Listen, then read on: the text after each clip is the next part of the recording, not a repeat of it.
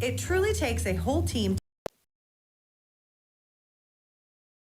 DMAC's 11,000 square foot expansion is done. It features a state-of-the-art welding lab and classroom. Students can learn on their schedule a variety of welding techniques and methods now available on the DMAC Carroll campus. The expansion also includes a brand new commons area that features study spaces and will host many events, including guest speakers. With this new space, students can easily access one-on-one support from advisors and counselors. To make your educational goals a reality, come see our expansion today or call us at 792-1755. At New Way Ford in Coon Rapids and New Way Auto in Jefferson, we make your vehicle buying experience stress-free. Our sales team will help determine your vehicle needs with options and features that you desire. Our finance team will explain financing terms and options best for each customer. Our service team is always here for you, from our Oil Changes for Life program to our exclusive warranty forever. We work to keep your New Way vehicle going long after the sale. Stop by and let our family help yours get into the next car, truck, or SUV. Motor Inn of Carroll is your hometown team for all of your sales, service, parts, and collision needs all season long. From the helpful sales staff to the area's best service department, Motor Inn of Carroll has the expertise that you need to stay on the road and keep that auto investment looking good. From work to play, they have it all. Good luck to all the area teams from Motor Inn of Carroll. New roads at Mackey Motors in Lake City. District championship going to be decided here tonight. Number 4 Kuemper entertaining third-ranked Underwood. And what a matchup we've got for you here tonight. Two teams sitting 7-0 overall on the season. 4-0 right now in district. It is a clear skies tonight, but it is chilly out there, folks. 48 degrees right now. The wind chilled down in the low 40s already. Going to get into the 20s before the night's over. Winds out of the northwest at 15 to 30 miles per hour with those gusts tonight. Joining me for the broadcast here tonight is the guy that has followed Kuemper all year as their color commentator, Mr. Doug Waniger. And Doug, I appreciate you joining us here tonight. Well, it's a great thrill to be here, and Jeff, this is why you love to do this stuff. This is one of those games that we haven't had a chance to be a part of here at Kuemper for a few years, so I'm really excited about the Knights' chances tonight, and it's just going to be a great football game. And, you know, most people anticipated Underwood, district champions a year ago, ranked in the top 5. They've kind of stayed at number 3 pretty much all season long. They anticipated them being in the hunt. Kuemper came into this year question marks. I think people inside the program knew there was potential. People like you that follow it really well knew there was potential to maybe be here. I don't know if anybody thought that they would be where they're at and then having this big of a game coming in tonight. So this has been a tremendous run here for the Kuemper Knights. Yeah, I'm not surprised that they're 7-0. I'm surprised at how they've done it. They just made it look astonishingly easy. I mean, I look back even early in the season when we struggled a little bit. We just worked and got better and better and better. You know, the big win that we got on our resume is the 35-0 win over Greene County, who hasn't lost since. And then they're ranked 6th. In 2A. Exactly. And we played extremely well. But the thing I've noticed more than anything is just the continued development and team mentality of these guys. There's nobody out there that thinks they're more important than the rest of the team. Guys that got to start last year that are coming off the bench this year. It's just Coach Steinkamp and his staff. I can't say enough about the job and the parents of raising these kids to keep this thing in perspective. They've just been sharp every single game. And that's one thing that jumps out to me every week when I talk with Coach Steinkamp is he brings up the fact this is a very coachable group. They study a lot of film. That when the coaches put a game plan together, they study that game plan, they know the game plan, and then they go out and they execute it. And it is really about we. It's not about me with this team, and that really stands out about the success that they've had. Yeah, and it's, we've got some really good players on this team. A couple who really, that probably stand out a little bit, but for the most part, every week it's somebody different that's stepping up, or 2 or 3 or 4 guys that are stepping up, every single week. DJ Benami has probably been the most noticeable improvement this year from an offensive weapon, but you've got some guys out there like Ben Gherkin and, a guy that's caught 5 or 6 touchdown passes already this year. I know he's caught 7 passes and I think 6 touchdowns. Trevor Riles come up big as a receiver, and then of course you got, Siebenaller in the backfield, and he's backed up by Tay Benami, and Tay comes off the bench, and he's playing well. But there's some other kids that have come in. Mason Roy, a kid that didn't get to play much for, the last 3 years, starting all year at that right tackle position, has done a nice job for the Knights.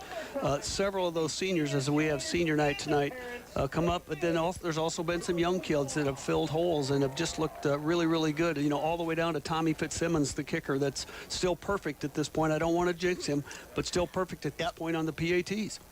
And just want to give a quick mention here. Mary Pat Venner just sent me a message. Roger Fries is a former football player from Underwood. He went on to play for Morningside and was a national champion then.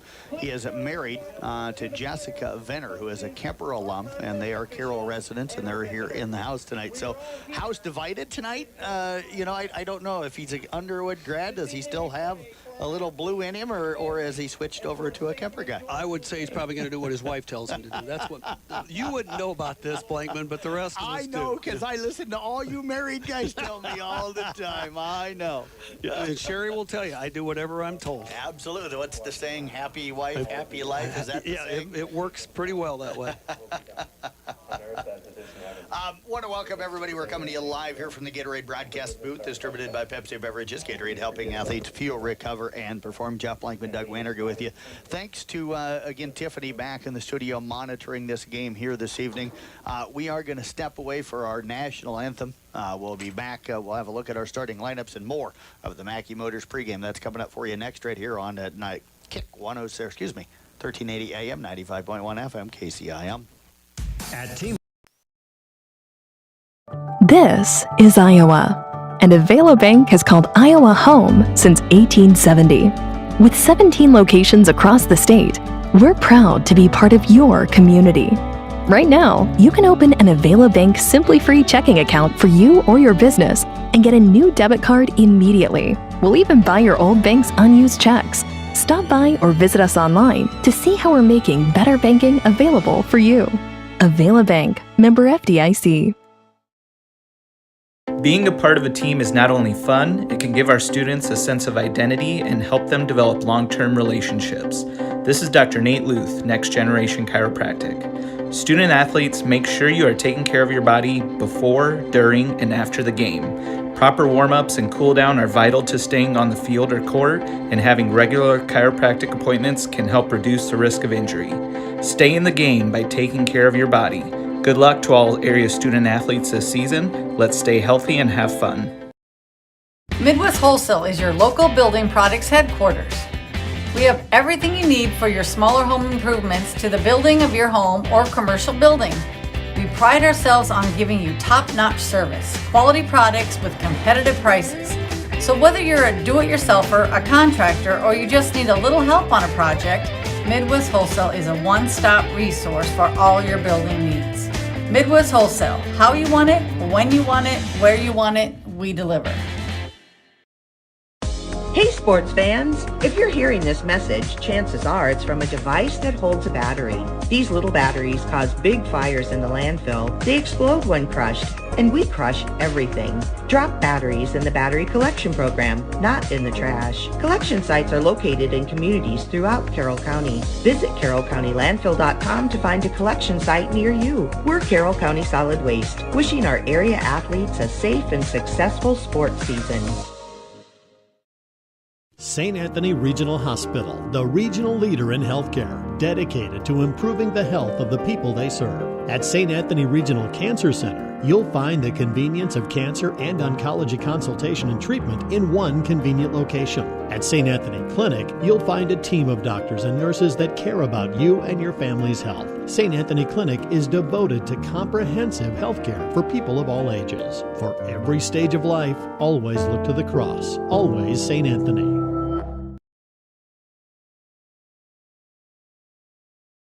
Equipment and experienced drivers, so you can count on a job well done with unmatched service. Check out RJV Transport on Facebook to learn more about in-state and long-haul employment opportunities, or call Big Pete today, 515-231-6742. Homes, farms, and so much more in Carroll and the surrounding communities. We offer outstanding coverage whether you need it for your shiny new car, your next ATV ride in the trails, or boating day on the water, or you're looking to put better protection on your family home and farm. Roselle Mutual and Grinnell Mutual are here to provide you with expertise, exceptional service, and quality insurance for all of your needs. For commercial, farm, home, and auto insurance, give us a call today at 792-4525. Roselle Mutual, proudly insuring the area since 1876. Championship going to be decided tonight. Doug, I think everybody kind of knows. I talked to Coach Steinkamp about it. You mentioned it when you came into the broadcast booth here tonight. This matchup really is going to be decided up front. Kuemper probably the more athletic of the teams, not to say that Underwood's not very athletic, but I think Kuemper can throw a ton of athletes at you, and I think that bodes well for him here tonight. But for Underwood, they're just big. This is just a big football team. Yeah, absolutely, just like they were last year when we went down there. They got 3 guys on that offensive line north of 260. Our defensive line average is about 200, 205, something like that, probably ringing wet. So our linemen are going to have to play well, but I think the real story of the game is going to be our linebackers. Are they able to, keep themselves away from the blocks and get to the line of scrimmage and make tackles? Underwood, surprisingly, Jeff, does like to throw the ball as big as they are. They do like to throw, and they've got a lot of weapons as well. But, Kuemper's defensive backfield, I think, could be a difference maker tonight because we've been very good all year. But the real difference is going to have to, we're going to have to find a way to manage that size. Yeah, Alex Ravlin, their quarterback, comes in 97, 147 on the year. He's thrown for 1 yard shy of 1,500 yards. He's got 19 touchdowns, but has been intercepted 7 times on the year. And for the Kuemper defense, they've done a good job of ball hawking. 11 interceptions on the year. 4 of those returned for touchdowns. And Doug, sometimes in a game like this, it comes down to a special teams play or maybe a defense scoring, so that could be huge. You mentioned Tommy Fitzsimmons as well, kicking the ball very well right now for the Knights. Yeah, all of those things could factor into this ball game. Like I said, I think, we want to start strong. Games like this, you just can't make mistakes early, especially when you're probably a little bit of the underdog like the Knights are. But like I said, the other factor that we haven't talked about yet is that wind that's blowing about 15 to 20 miles an hour, almost straight out of the north. That could impact this thing as well. Just depends on the situation in the game. I think as big as Underwood is, I think you might see them try to run the ball a little bit more tonight, as Kuemper won the toss and is elected to they're gonna defer. So Underwood will get the football first. Let's run you through that Underwood starting lineup here tonight. Starting at left tackle is Max Tarks. The left guard is going to be Thomas Honecki. The center is Aiden Klein. You've got the right guard is Walter Osdemore, and Colin Van Tilburg is the right tackle. They've got a bunch of wide receivers. Jack Van Fossen, Josh Ravlin, Mason Boothby, and Wyatt Baker are your wide receivers. The quarterback is Alex Ravlin, and the tailback tonight, Maddox Nelson. Nelson, just 41 carries on the yard on the season, but 411 yards, and he has scored 8 touchdowns, also caught 10 passes for 101 yards and 3 touchdowns, so they use him a lot out of the backfield. Defensively for the Knights, they're going to be starting Chris Moore and Evan Adams as your defensive ends. Will Healy and Kyle Sundrabar, the down linemen. The linebackers tonight are Jake Earlbeck, Max Peeting, and Logan Siebenaller. Your cornerbacks are John Bass and Jake Hausman, and the safeties tonight, DJ Vanami and Trevor Ryle. There's going to be a lot of pressure probably on those passing game for those guys to not let anything get by them and get over the top. Kicking it off for the Knights here tonight should be Tommy Fitzsimmons. Fitzsimmons, 51 kickoffs on the year. 10 of those have been touchbacks. And for Underwood, they're scheduled to have Mason Boothby and Easton Robertson back deep. Robertson has been very good returning kicks. Number 8 has returned 3 of them this year. 56-yard average. He hasn't scored a touchdown yet, according to Varsity Mounts, but 56 yards is that average. Yeah, the Knights have struggled a couple of times too with kickoffs, so it's going to be important that they get down there and get good coverage on those. And we might, I wouldn't be surprised if we saw Tommy Fitzsimmons try to hit one of those little knuckleballs just over the 35-yard line in that area, something like that. He's done several of those already this year. Knights going left or right across your area now. There is a high kickoff, end over end, going to be taken at the 5-yard line by Boothby. Return out to the right side. Kuemper gets downfield well. Boothby able to get around the initial 2 guys, but not going to get to the 20-yard line. I think going to be knocked out of bounds short of the 20, so really good coverage by Kuemper. We'll see if they're going to spot it. I think it's going to be right around the 18-yard line, and that is where Underwood will have it first down and 10. Or are they going to give him the 20? It looks like The guy on the left side has him at the 18, guy on the right side here at the 20, but they are going to go the 18-yard line. Yeah, we struggle to see numbers yet down there with these night numbers, but it looks like it was Will Simons down there on the tackle for the Knights. I think it was 32. It was either that or 82 Ben Gherkin, but good coverage by the Knights. Shotgun formation, a man in motion. That is Ravelin. They'll take the snap, hand it off, and there is Mr. Nelson up the middle. He's going to get out past the 20, out near the 22-yard line. A pickup of 4 on the play. It'll bring up 2nd down and 6. And Doug, nothing fancy, just snapped it, handed it off, and straight up the middle, and they're going to hurry up.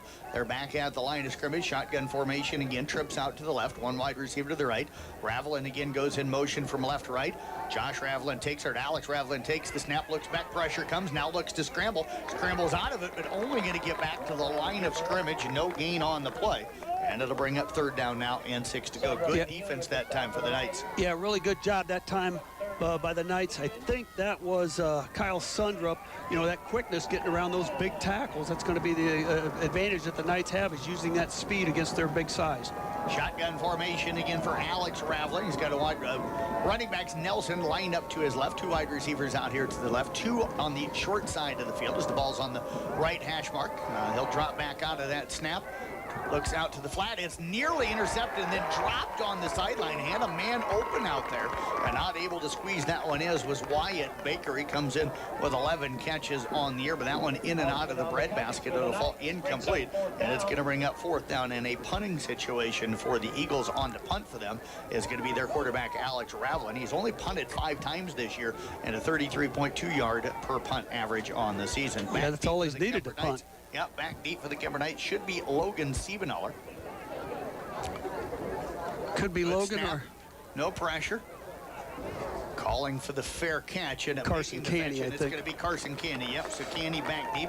He'll make the catch at the 45. Knights can have a very good field position at their own 45-yard line after that defensive stand. It'll bring up 1st down and 10. 10:40 to go here in the first quarter. Starting lineup for Kuemper here offensively. Mason Roy at tackle, Will Healy at guard, Connor Hayes at center, Kyle Sundrup at guard, and Evan Adams at the other tackle position. Kobe Lampman, Trevor Ryle are your wide receivers. You've got Max Keating at tight end, Chris Moore and Logan Siebenaller the running backs, and DJ Vanami the quarterback. We'll give you the Underwood defense coming up here after this first snap. DJ out of the shotgun, hands it off. Siebenaller running room right up the middle, and he's going to get into Eagle territory down to the 46-yard line. A pickup of 9 on the play on the first play of the game up for the Kuemper Knights. Quick look at that defense. Up front, Gage Savinet, Thomas Hunecki, and Max Tarks are the down linemen. The linebackers here tonight, Jack Van Fossen, Wyatt Baker, Graham Jensen, and Maddox Nelson. The defensive backs, Mason Boothby, Sam Schoening, Alex Ravelin, and Josh Ravelin. 2nd and 1 for the Knights. Handoff again. Siebenaller again right behind the offensive line. Picks up the 1st down to the 42-yard line. Another 4-yard gain, and that'll move the chains for the Knights. Nice job by Evan Adams and Connor Hayes out there leading that charge for the Knights, just to kind of start the Knights needed. You know, they're going up against that big lineman, number 72 for the Eagles, Thomas Hunecki, weighing about 270 pounds, and Connor's having his way with him on these first 2 plays. Ben Gherkin splits out to the left. 1 wide receiver out here to the right. Shotgun formation. Man in motion is going to be Ryle from left to right. They hand it off again to Siebenaller, trying to get the edge, cuts it back up inside. Spins out of a tackle, breaks a couple of more tackles, and pops free down inside the 30 to the 29-yard line. A pickup of 13 on the play. 3 carries, 26 yards so far for Siebenaller. And the Knights have it 1st and 10 at the Eagle 29-yard line. If anybody questioned the physicality that the Knights are going to come out, these first 3 plays show that they're ready to play this football game. Tavanami now checking in. Checking out.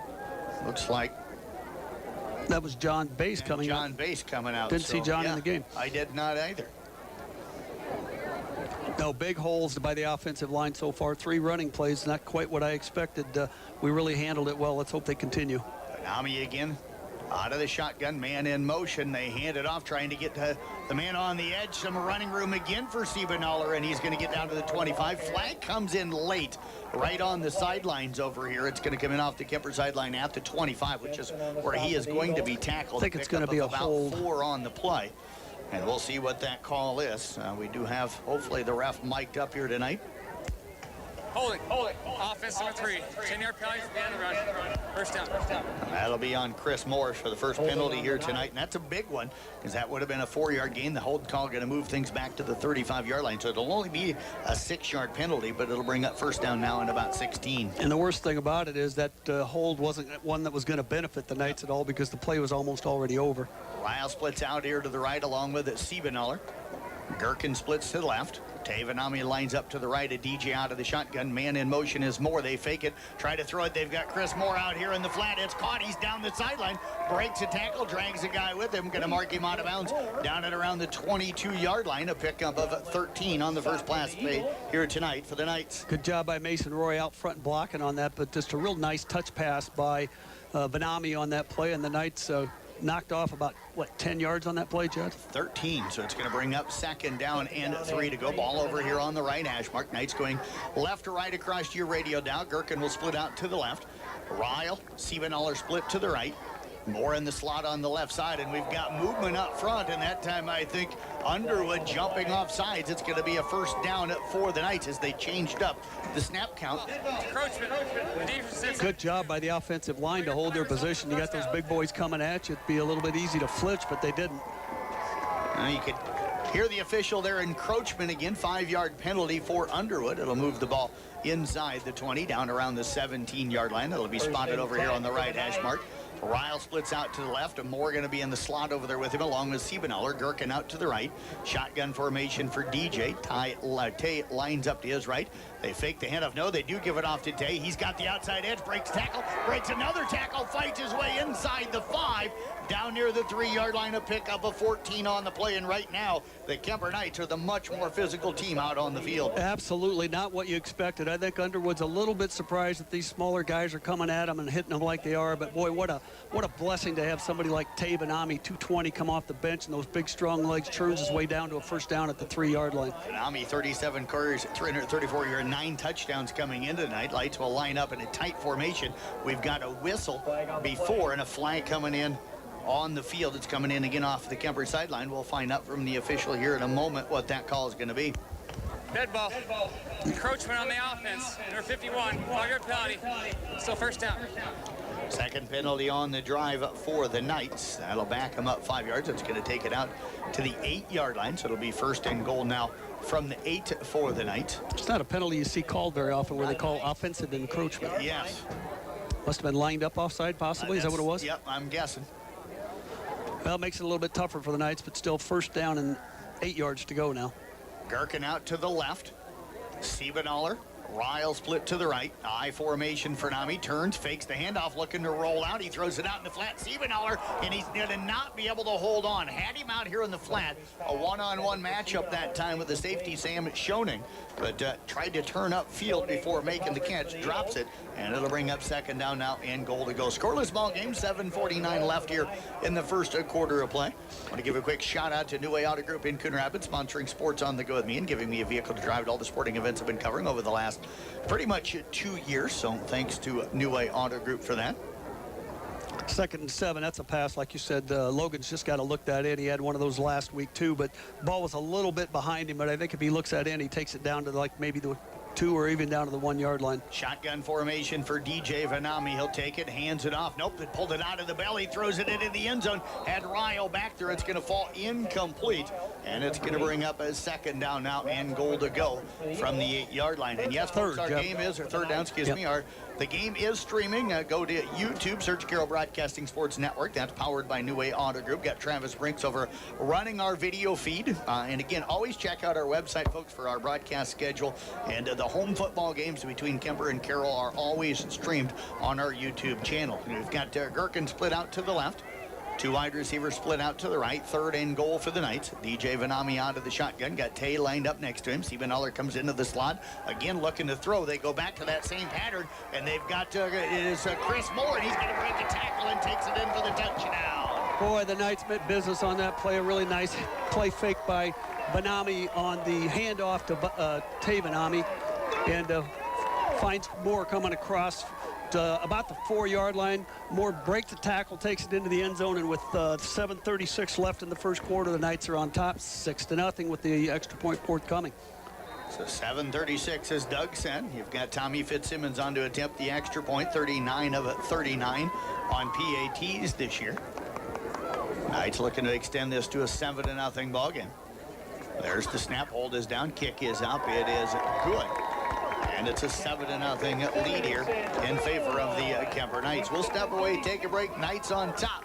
Back in 1 minute right here on KCIM. One of the best kept secrets in Carroll is JP Flooring. I was looking to replace the floor in a couple rooms at home. It can be super overwhelming with all of the options available. I popped by JP Flooring and was super surprised and impressed with the showroom and selection. I had no idea how extensive their product lines were. They have a designer on staff that helped me narrow down what I was looking for. When you change your floors, it changes the whole character of a room. I used their product visualizer and could literally see in advance what the styles would look like in my room. I totally recommend JP Flooring in Carroll. Family owned and operated since 1948, Quant Auto Salvage is the area's best full-service scrap facility. Whether you are looking to sell scrap iron, vehicles, or batteries, or you need to locate that difficult-to-find part for your vehicle, they have what you need. And if it isn't in stock, they can locate it with their nationwide parts database, or you can pull it yourself at their You Pull It. Quant Auto Salvage. They sell the best and recycle the rest on Kitty Hawk Avenue in Carroll.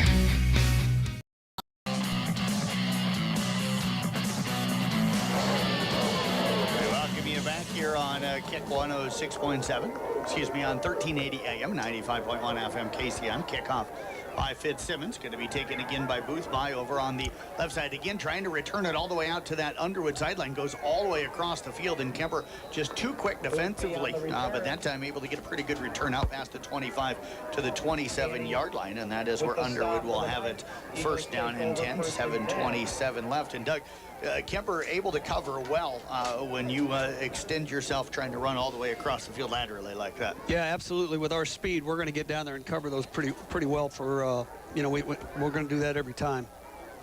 So Underwood has it now, first down and 10. Alex Ravlin out of the shotgun, turns, hands the football off. They look to power it up the middle. Nothing there this time. Maybe a gain of about a yard of Maddox and Nelson. It's going to bring up second down and 9, and the Knights continue to win that battle up front. Yeah, just a really nice job. Our defensive tackles, even though they're outsized, they're holding their own right there in the middle of that line. Esac County up 7-0 on their opening drive here tonight. Ike Manning right now 7-0 as well. Another handoff, and again, Nelson that time tripped up as he was going through. Looked like he had a little bit of a gap. He'll get out to the 30. A pickup of about 2 on the play. It's going to bring up third down, and it's 7 to go. Again, good job in there by Riley Healy and Kyle Sundrup. Snap back to Ravlin, looks to throw. It's complete. Really good coverage. Ball going to be knocked away as dropping it. Really good coverage out there trying to catch that number. Is that Base on the coverage, number 5? Yes, it is. Johnny Base, about 150 pounds, but he's going to hit you as hard as anybody. And a great stand by the Knights. So 2 3-and-outs to start the ball game. Knights defense playing really, really well, which they have done all season long. Punting it away again is going to be Alex Ravlin. Canny back deep at the 35-yard line. High snap. Some late pressure from Kuemper. Pretty good kick that time by Ravlin. It'll take an Underwood bounce, but not going to roll too far. It'll roll dead at around the 28-29-yard line, and that is where Underwood, or Kuemper, will have it at their own first down and about their own 28-yard line. It'll be first down 10. They're going to make that the 29-yard line. 6:27 to go here in this first quarter of play. I see John Base is getting some time on offense. He hasn't played a lot of offense this year, but he's in at must be a slot receiver position tonight. Cam Manning now up 12-0 on Underwood, or on Ogden, I should say. Knights have trips out to the right. DJ out of the shotgun, one wide receiver to the left. They're going to run the speed option, pitch back to Siebenaller, takes it at the 27, skips over a tackler at the 30, and gets out near the 33-yard line. A pickup of about 4 on the play. 4 carries, 30 yards from him. It's going to bring up second down at about 6 yards to go. And Logan just showing that great athleticism, but Underwood had that covered pretty well. Absolutely. The Knights ran, I think, the speed option pretty well. Yeah, they get that Schoening, number 3. He came from his corner position, I believe it was, but good speed getting over. They've definitely got some athletes on that team. There's no doubt about it. They aren't just big. Gherkin splits out to the left along with Ryle. One wide receiver out here to the right. They're going to send Ryle in motion now, left to right. Snap it back to Vanami out of the shotgun. Fakes the handoff to Siebenaller going down the sideline. It's caught by Chris Moore, and he'll be knocked out of bounds in Underwood territory at the 48-yard line. A pickup of 19 on the play, and the Knights coming out throwing the football very well. And they're going into the hurry-up offense as well, but another nice throw by Vanami on that play. Just snuck Chris Moore out of the backfield, and even though he was pretty well covered, still made the completion. DJ again out of the shotgun, fakes it now, wants to keep it, now drops back. Nope, he is going to take off running, and he's going to be knocked out of bounds. A yard gain on the play, but a flag coming out on that one late. Doug, he wanted to follow Siebenaller. Yep. Then it looked like he was doing kind of a fake run. He looked like he was going to drop back for a second before taking off and running again. Yeah, I thought he was going to do that as well. Looks like it's going to be a holding call against the Knights again. Yep. 51. Yard penalty. Still first down. So another penalty there, third here tonight. That's going to cost him 10 yards. So that'll wipe out the no-gain run by DJ Vanami. Ball will be moved back to the 42-yard line. And that is where Kuemper will have it first down and 10. 5:32 left first quarter, 7-0 in favor. Underwood's playing with a little bit more intensity this possession. You can tell that, I'm assuming. And they don't have a lot of kids that go both ways, so I'm guessing they got a little talking to in between series. DJ Vanemi again out of the shotgun, and again movement up front, and that's going to cost Underwood, I think, 5 yards on this one. Dead ball. DJ going with a hard count on that, and just mixing it up a little bit, making it a little bit difficult, so it's going to get 5 of those yards back off that holding penalty. So that'll bring up now first down and about 15. Ball out to the 47-yard line. Still 5:32 left, 7-0 in favor of Kuemper. Gherkin splits out to the left, Moore in the slot on that side.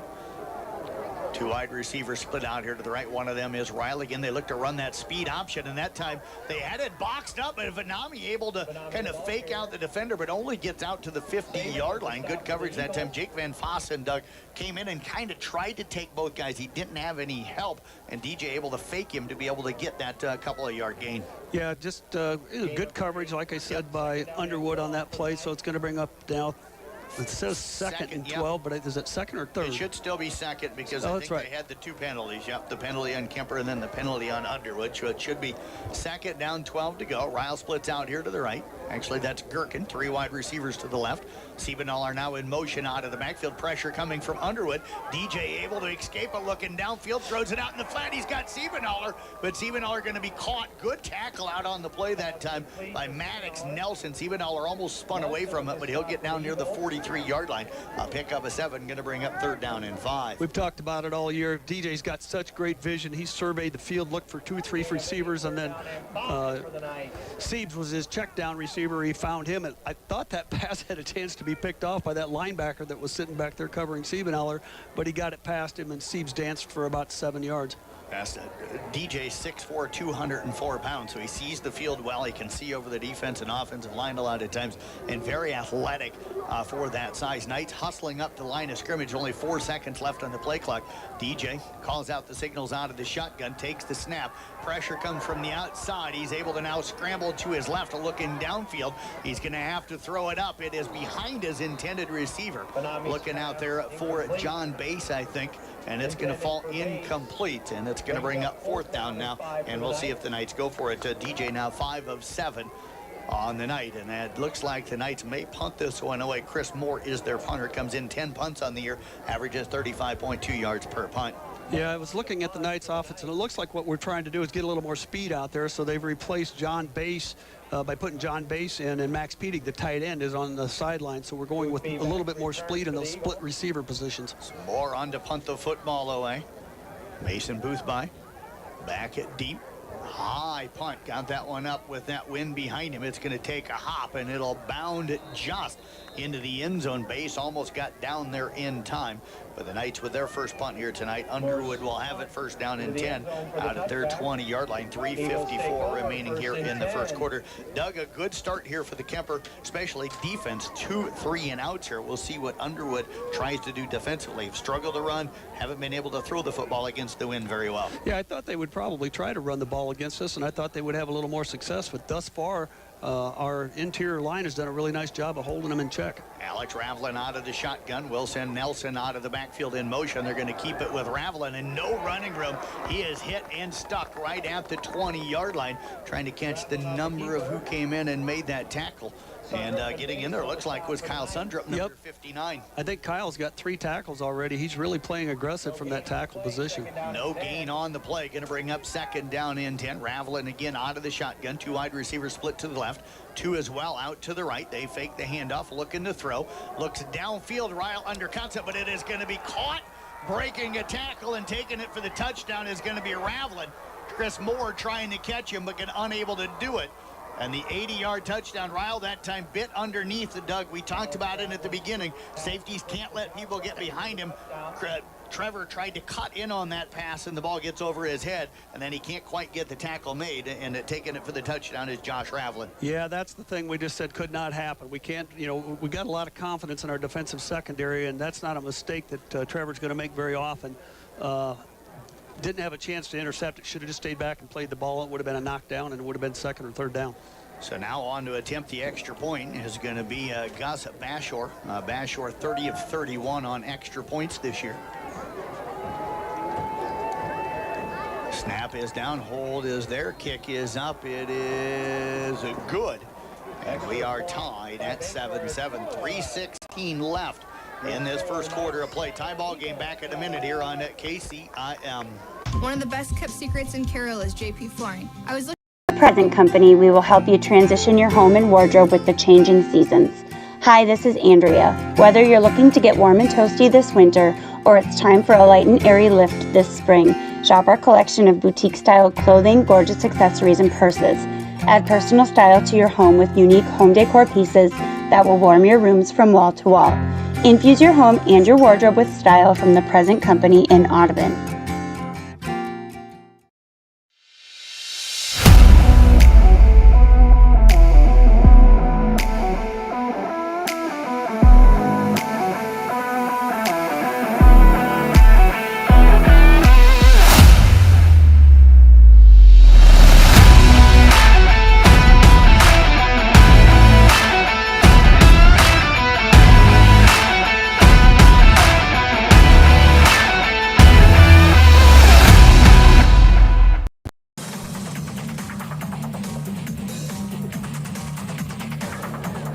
Underwood striking quickly to tie this thing up at 7-7. Be sure to kick off. Jeff Blankman along with Doug Waniger here tonight. Alex Ravlin and Josh Ravlin for 80 yards over the top of the Kuemper defense down that far sideline over there where Underwood's at.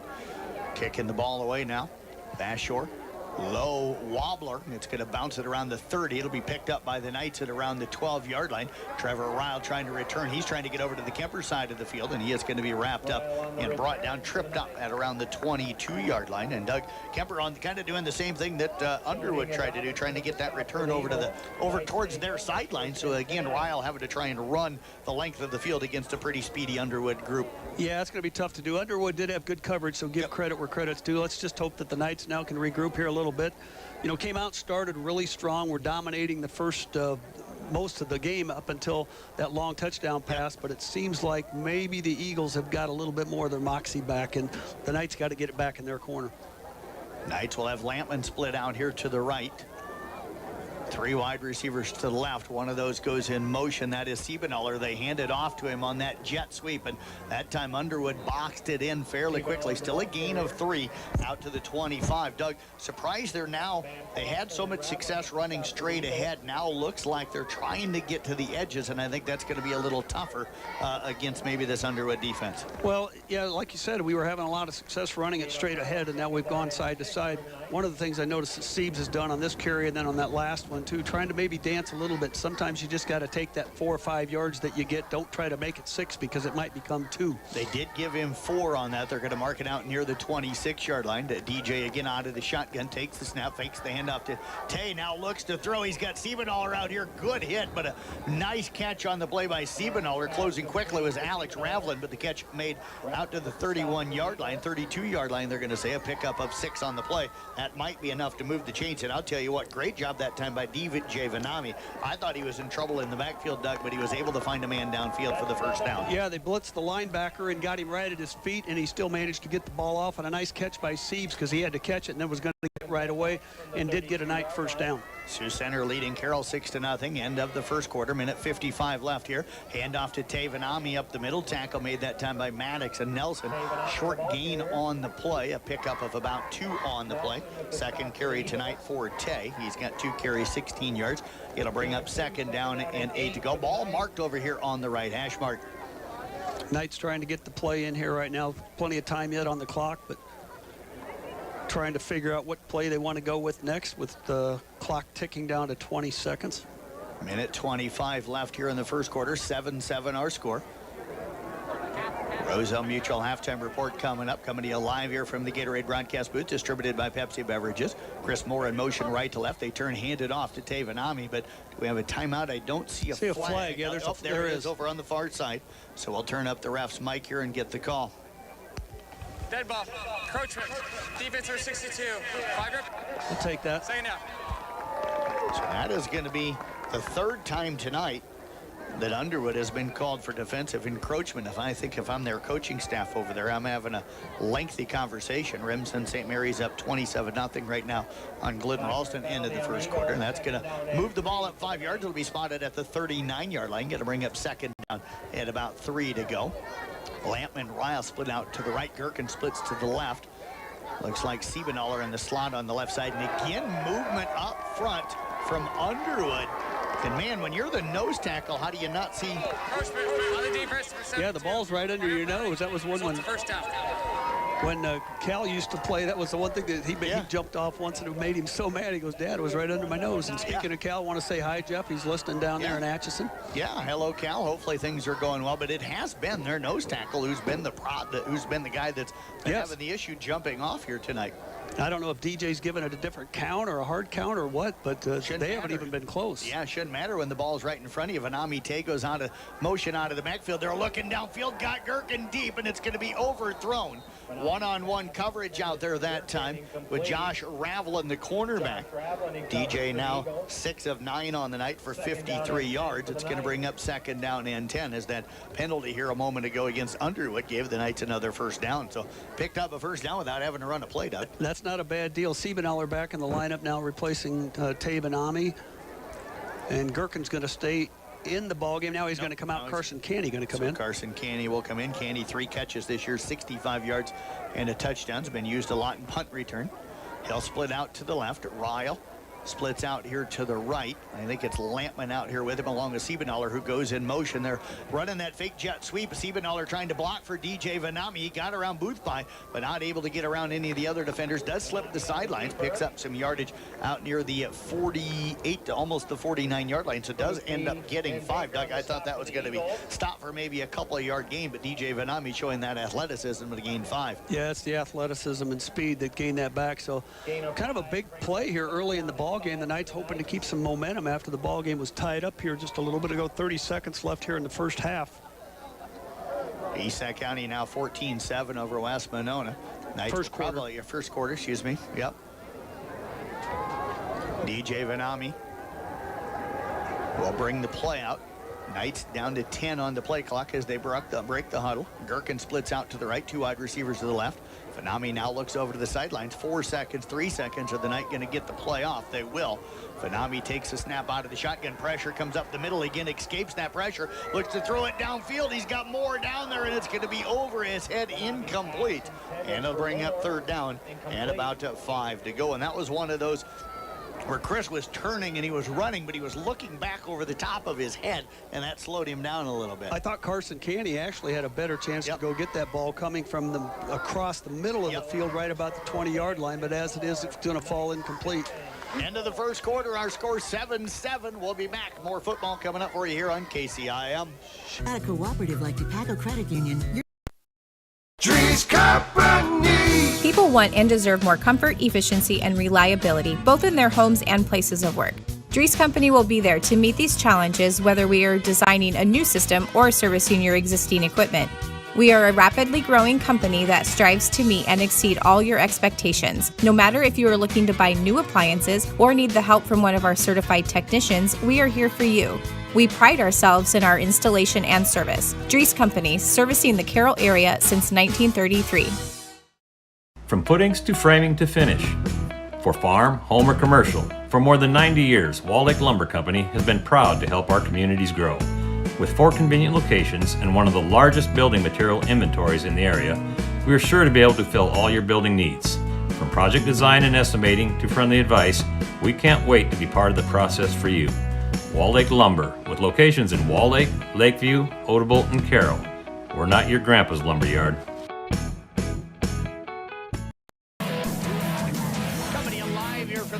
Broadcast booth distributed by Pepsi Beverages. Gatorade helping athletes fuel, recover, and perform. Starting the second quarter here, tied at 7-7. Thanks to Travis Brinks running our video package tonight. Go to YouTube, check out Carroll Broadcasting Sports Network to watch and listen to that. That is powered by New Way Auto Group in Coon Rapids. A kickoff that time by Chris Moores. The Knights had it 4th down and 5. It'll bounce sideways and going to be down at around the 23-yard line. So Underwood will have it 1st down and 10. 11:51 remaining in this first half of play. Jeff Blankman, Doug Waniger with you here tonight. Knights, Doug came out dominant, 2 3-and-outs for Underwood offensively. Knights went right down and scored. You mentioned it, Underwood on their 2nd or 3rd defensive possession started to slow down Kuemper. Then they got the big offensive play to tie things up. Yep, just got behind us, and here we come right now as Underwood tries to get going side to side. Into the flat, and it is going to be complete out there that time to Nelson, a pickup of 5 on the play. It'll bring up 2nd down and 5, 5-yard gain. And the tackle made by Adams. Nelson, not a guy that used a ton out of the backfield, but some. That's his 11th catch of the season. And that is actually just a gain of 2. I thought they forgot that they were at the 23. So that'll be a gain of 2 on the play. They'll snap it back, hand it off. Nelson up the middle. Last time dragging a guy with him out to the 29-yard line. A pickup of 5 on the play. And it'll bring up 3rd down now. Let's call it around at 3 yards to go. Evan Adams been in on a lot of tackles already. Max Pedig in there on the linebacker. So 3rd and 3 now. 2 wide receivers out to the right, 2 to the left for Alex Ravel, and he's out of the shotgun. 11 minutes left here. They'll take a peek over at their sideline. 24 left on the play clock. They hand it off to Nelson, and he is going to dive forward, but he is going to be short of it. And Doug, that time a little hesitant to just kind of pound that one right up the middle. He was waiting for that crease, but the Kuemper defense not giving up those creases up the middle in the run game. As we said earlier in the ballgame, it was going to be really important that the Knight linebackers filled the hole, and Max Pedig did a great job on those last 2 plays of filling that hole. Our lineman, took up the blocks, created the opportunity for the linebackers to come in and make the play and force the punt. So Alex Raven will punt it away. The Knights will have Carson Canny back deep. He is set up at about his own 35-yard line. Ball over in the right hash mark. Chris Moore comes in, nearly got it. Canny called for the fair catch. He'll make it at the 35-yard line. And Doug's grabbing me over here because he almost fell over backwards in his chair thinking they were going to get the block punt. Chris has got one or two of those this year. He came, so I don't think you can come any closer to getting it without getting it than he did he was right about there. as wide open, unblocked on the play. No. He's playing with his motor is wound up tonight. He's been in on several tackles and just doing a great job. Ran the ball, doing some good blocks. So good job by the Knights. Get the ball back. Now they're going against the wind. Let's see what impact that has on their play calling. Knights have the ball in the middle of the field, 35-yard line. Lampman splits out here to the left. 2 wide receivers out to the left, 1 out to the right.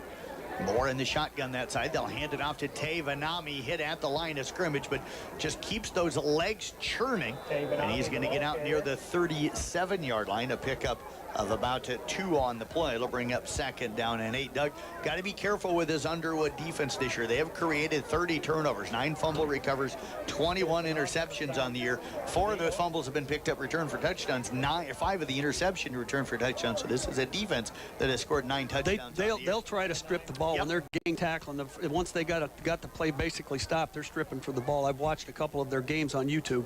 Gherkin splits out to the left. Tavanami goes in motion. They hand it off to him. He's hitting the backfield, wrapped up, and it swung down that time. Max at Tarks, their defensive end. He had 7.5 tackles for a loss coming into this game and makes one there back to the 30-yard line. That's going to be a loss of about, they're going to give him the 31, a loss of 4 on the play. That's the first play that the Knights have had tonight. It just didn't have a chance from the start. Tarks came in and had great penetration. We couldn't stop him.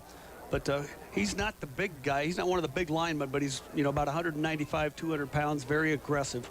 Yeah, 6'1", 205 is what they've got him listed. Plays defensive lineman. 15 tackles, 13 of those solo. He added another one there. Lampman will split out to the right. 2 wide receivers out here to the left, and more in the slot on that side. Ryle now goes in motion left-right.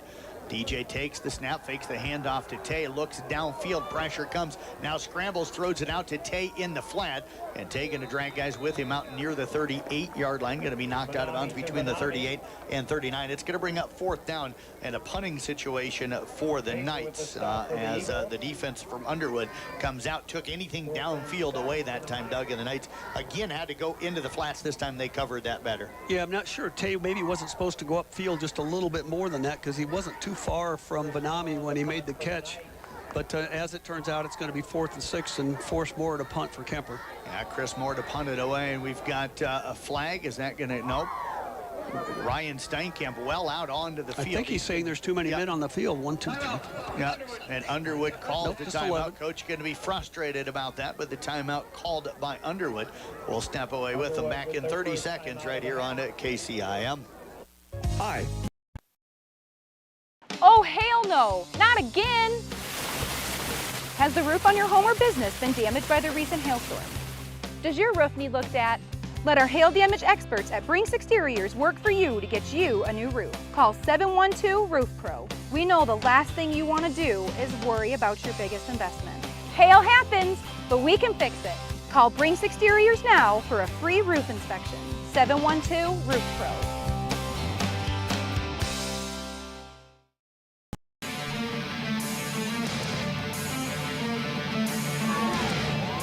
Welcome you back here on the Gatorade broadcast booth, distributed by Pepsi Beverages. Gatorade helping athletes fuel, recover, and perform. Coach Steinkamp having a conversation with the officials out there. Late timeout by Underwood.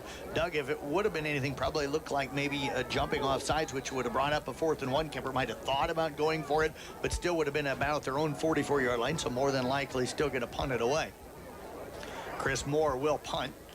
No pressure this time as Underwood tries to set up a return, but it's a line drive kick, and it's going to bounce short of Boothby, and it's going to take a very good Kuemper roll down inside the 20, down to the 18-yard line, and that is where Underwood will have it 1st down and 10, 8:38 to go in this first quarter of play, and the Eagles will have the, second quarter of play, and the Eagles will have the ball back.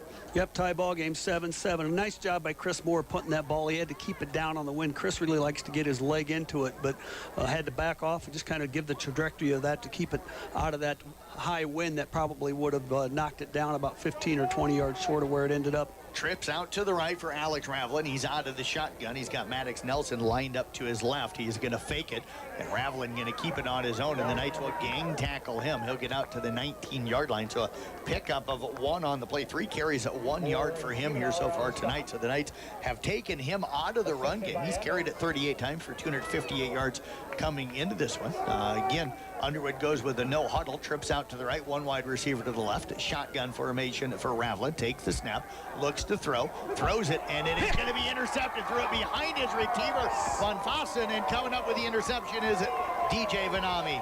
Absolutely, that ball was very poorly thrown, but DJ read it perfectly, caught it as he was sliding to the ground, and it's going to be a turnover, interception. The Knights have it 1st and 10. Have it at the 28-yard line of Underwood. There you go. Really good field position for the Knights. Ball will be over here on the left hash mark. First turnover of the ball game, going to go against Underwood. The Knights defensively, that's their 12th interception. DJ with his 3rd interception of the season. So the Knights will have it out of the shotgun.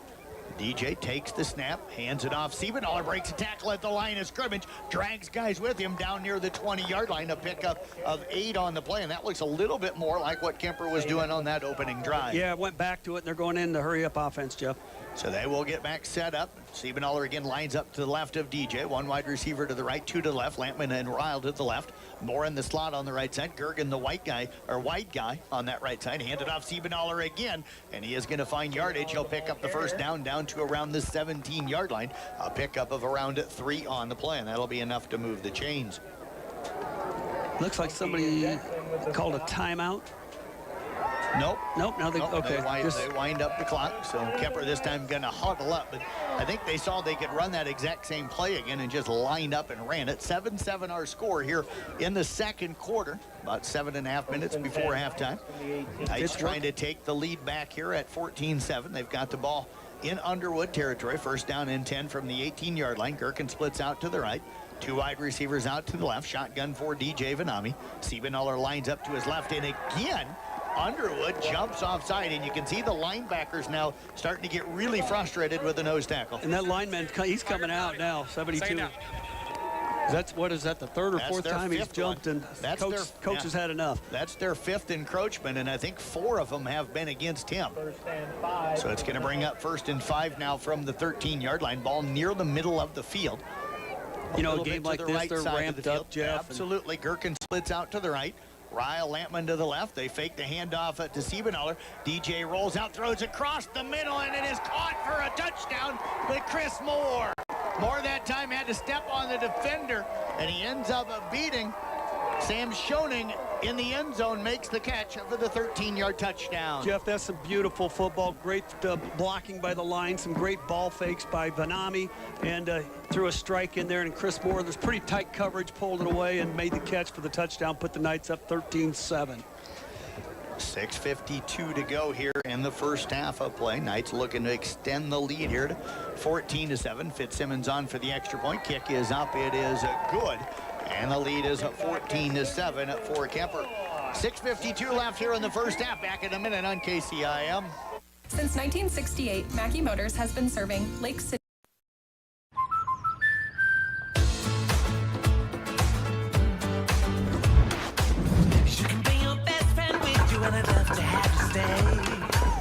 How about this? It's gonna work. I think so too. American Family Insurance wants to help you bring your dream home to life. New homeowners can save an average of 22%. American Family Insurance.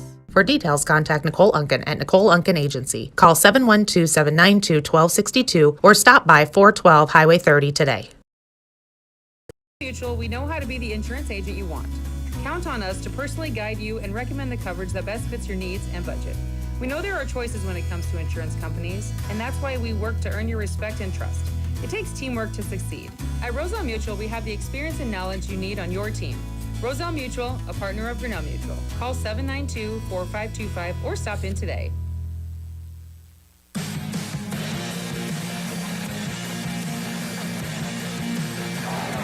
Take advantage of the turnover. Easton Robertson on the return of the kick, and the Knights going to wrap him up out at around the 22-yard line. So that is where Underwood will have it.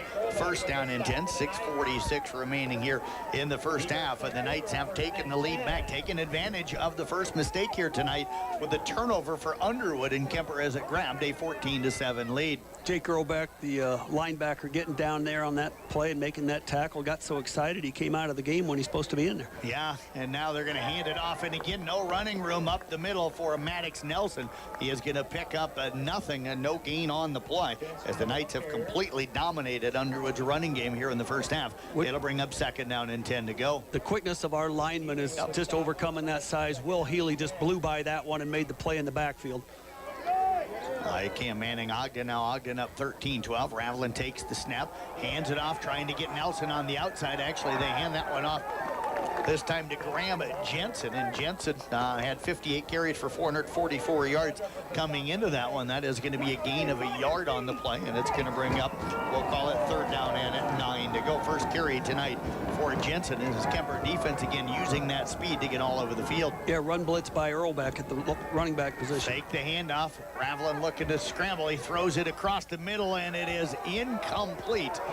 Looking that time and threw it for Josh Ravelin, but it'll fall incomplete out around the 35-yard line. So another 3 and out here for Underwood, as they're going to have to punt the football away. Alex Ravelin right now is 2 of 5 on the night throwing the football, and they've lined up like they're going to go for it here. Kuemper should call a timeout. Yeah, 4th down and at 9. I'd be shocked if they end up going for it. And now Kuemper does call a timeout. We'll step away with them back in 30 seconds here on KCIM. Knights leading the Eagles in the battle of top 5 teams 14-7. 5:50 left in the first half.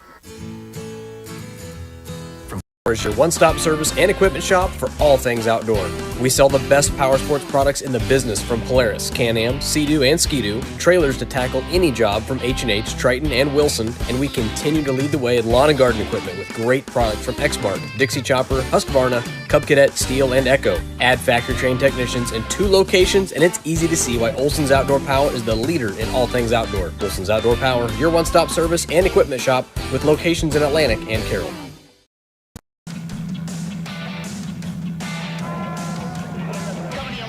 From the Gatorade broadcast booth, distributed by Pepsi Beverages. Gatorade helping athletes fuel, recover, and perform. Thanks to Tiffany back in the studio for monitoring things here tonight. Thanks to Travis Brinks overrunning our video package here tonight. And that is being powered by New Way Auto Group. Of course, if you want to watch and listen to tonight's Kuemper Underwood game, you can do that by going to YouTube, searching Carroll Broadcasting Sports Network, and you'll be able to find the game. Should be the very top thing. Underwood again comes out of the timeout, lined up like they're going to go for it. You might see a quick kick.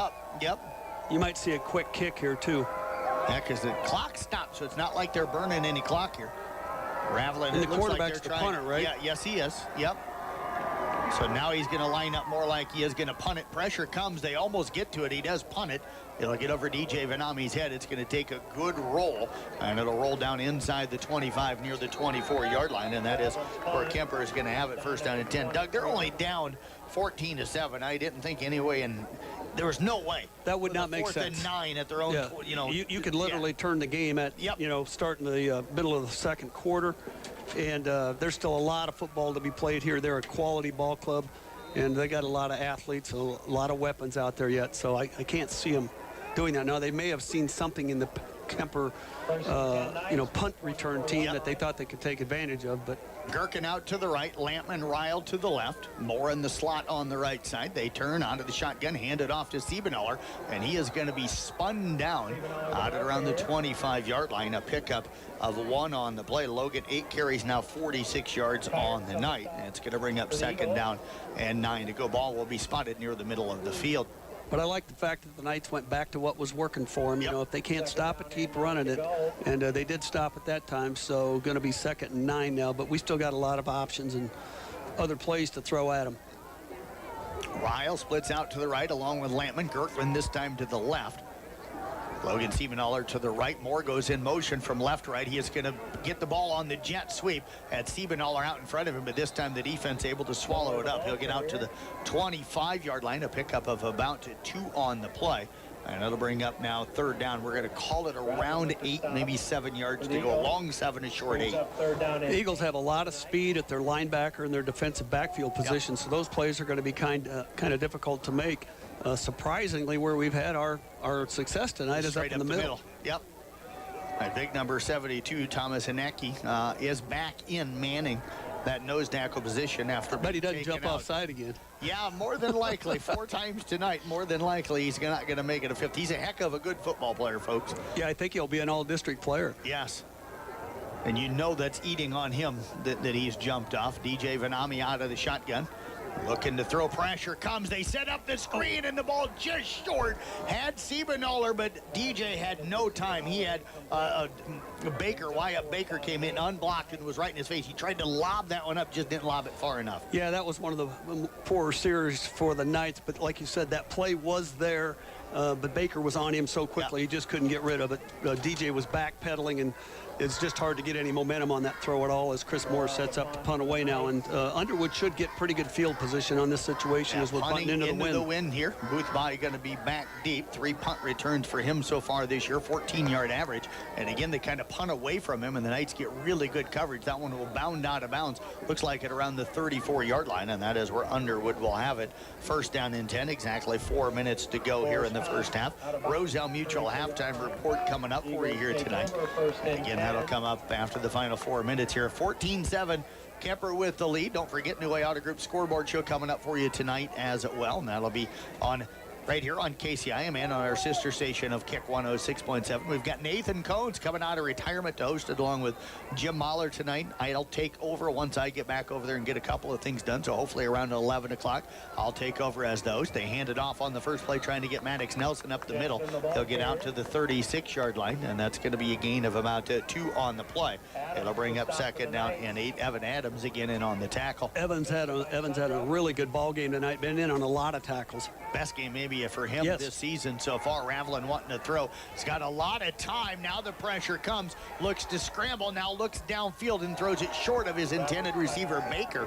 And it's going to bring up third down in at 6. That's a great job by the secondary because there was no pressure for the first 2 or 3 seconds. He had plenty of time to throw. Just couldn't find anybody open. Yeah, they finally flushed him out. He rolled out right and then kind of threw a dart, but he really had to throw it into the ground because our defensive back, Benami, was right there. It might have been his second pick of the night if he'd have thrown it to his receiver or directly to him. He is just 2 of 6 throwing the football here tonight, so came in 97 of 147. They'll send Booth by in motion.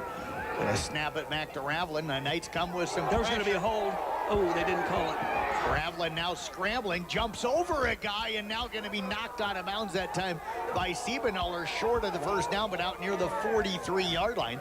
A pickup of 7 is going to bring up 4th down and 1 to go. And now you wonder if they do look to go for it here late in the half. Yeah, they absolutely will. Very athletic play. I don't like seeing kids hurdle like that because it sets them up for injury, but he did a nice job. Bring in Jensen, their big running back, and he's just going to get in behind the offensive line and push forward.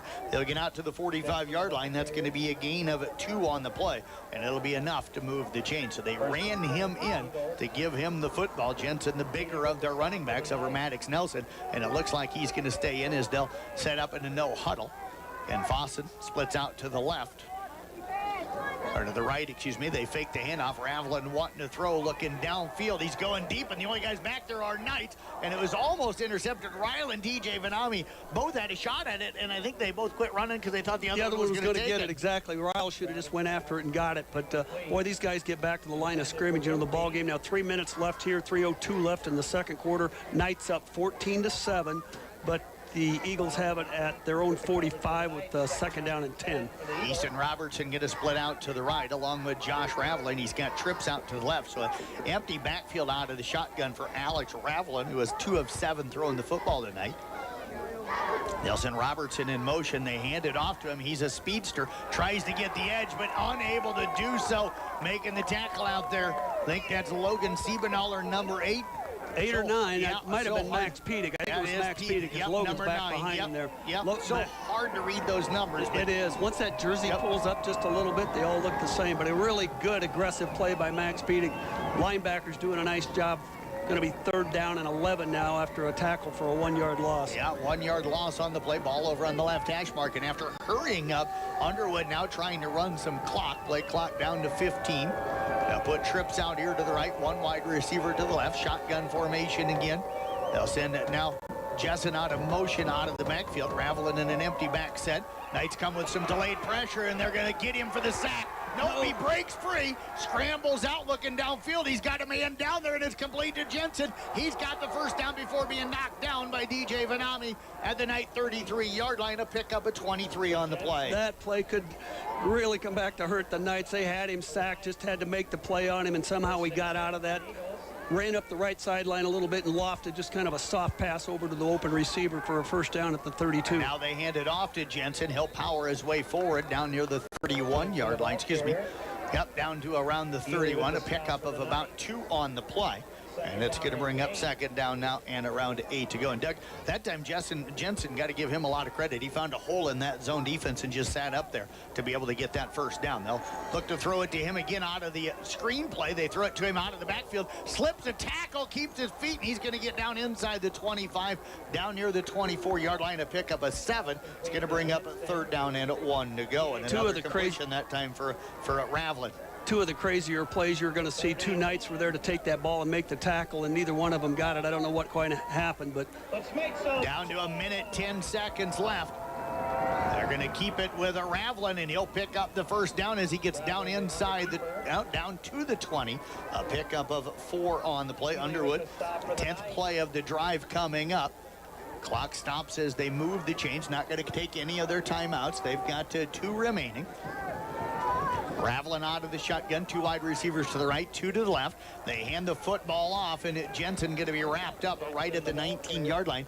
A pickup of 1, and we may get a timeout here. Or are they going to hurry back up to the line of scrimmage? Looks like they're going to hurry up to the line of scrimmage. They still have 2 timeouts left. Good play Second by down Jake in Earl at 9 to go. 2 wide receivers to the right, 2 to the left. Raveling out of the shotgun, fakes the handoff, wants to throw, gets it complete to Nick Ravelin, or excuse me, to Josh Ravelin. That's going to be complete down to the 15-yard line. A pickup of 4 on the play, and I think now we're going to get that timeout called by Underwood. We'll step away back in 30 seconds here on KCIM. Someone you can. Visiting the Paco Credit Union was the thing that started all this. We had a lot of student loan debt, low credit scores for bad decisions we had made in our younger years. We thought it was the point where you could never come back from it. We've always wanted to own our own restaurant, so I just kind of floated the idea like, oh, I found this food truck. I was like, yeah, let's try it. Dupaco helped us so much with just putting everything together. Definitely life-changing for us. What we have right now would not have been possible without Dupaco Credit Union.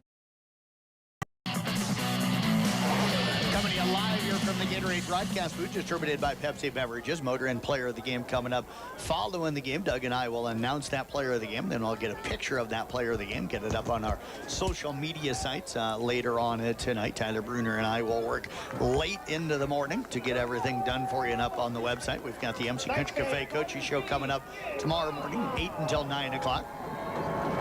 3rd down and 5, 34 seconds left in the half. Ravelin out of the shotgun, 2 wide receiver to the right. They send Josh Ravelin in motion. They set up the screen to Jensen, and Chris Moore had it read pretty nicely. But Jensen able to break a tackle. He's going to get down to around the 11-yard line. A 4-yard gain is going to bring up 4th down and a 1 yard to go. And I think they're going to burn their last timeout. They will. And Doug, we're going to go ahead and keep it here this time. It's going to be 4th down and 1.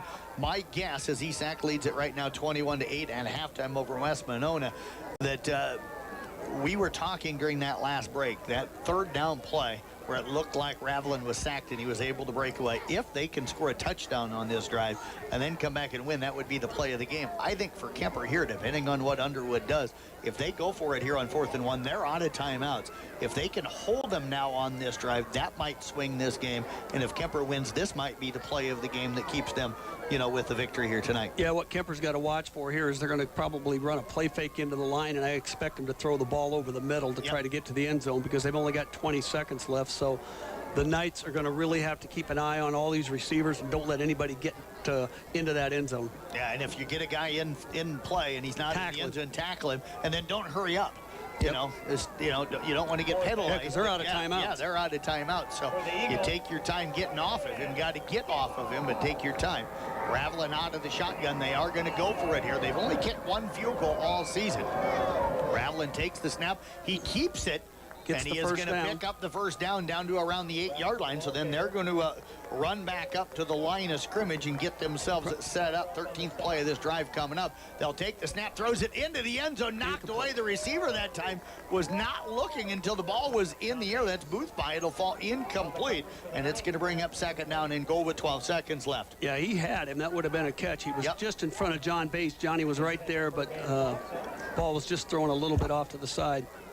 And actually, that was Van Fossen, number 13, the intended receiver. He has 3 touchdown catches on the year. Low snap, Ravelin looking to roll out. Looks downfield, flag comes in. He's going to throw it away. Threw it at the feet of his intended receiver. Clock stops with 6 seconds, but we're going to get a flag. And it's going to be a hold against Underwood, more than likely. Hold it. Offense, number 53. 10-yard penalty. Stay now. Yeah, another penalty here on Underwood. They're 6th of the ball game. Yeah, they've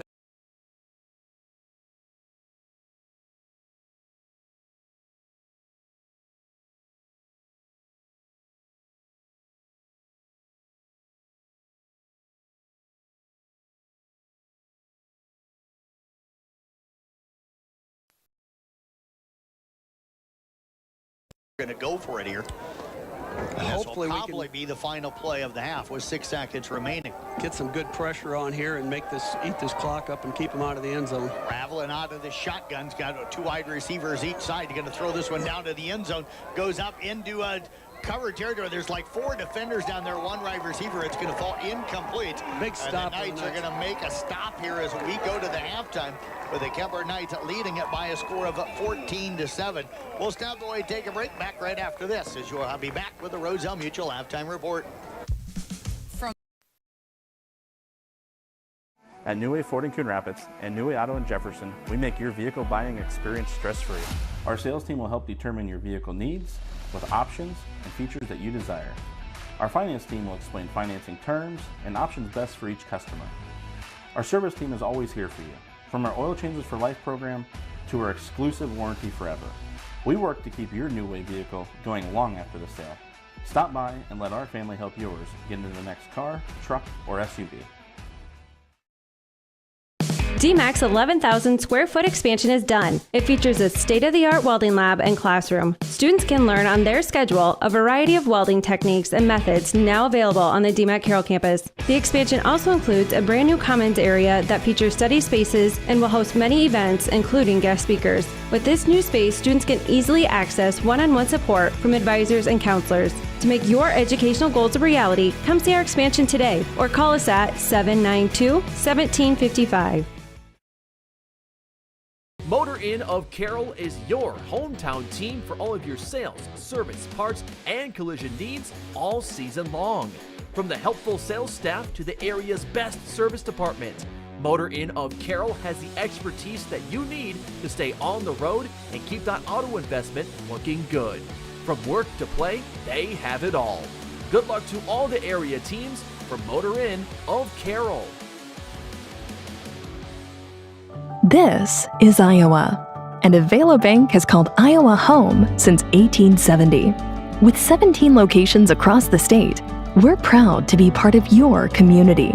Right now, you can open an Avela Bank Simply Free checking account for you or your business and get a new debit card immediately. We'll even buy your old bank's unused checks. Stop by or visit us online to see how we're making better banking available for you. Avela Bank, member FDIC. Work and group effort that our local coaches and students put into their chosen sports. It truly takes a whole team to be successful, and we applaud you for your effort. At Avela Bank, we take pride in using those same qualities of teamwork, dedication, and hard work to help you finance your dream home. Good luck to all our area teams from your home loan team at Avela Bank. Sarah Culligan, NMLS 720434, Avela Bank, member FDIC, equal housing lender.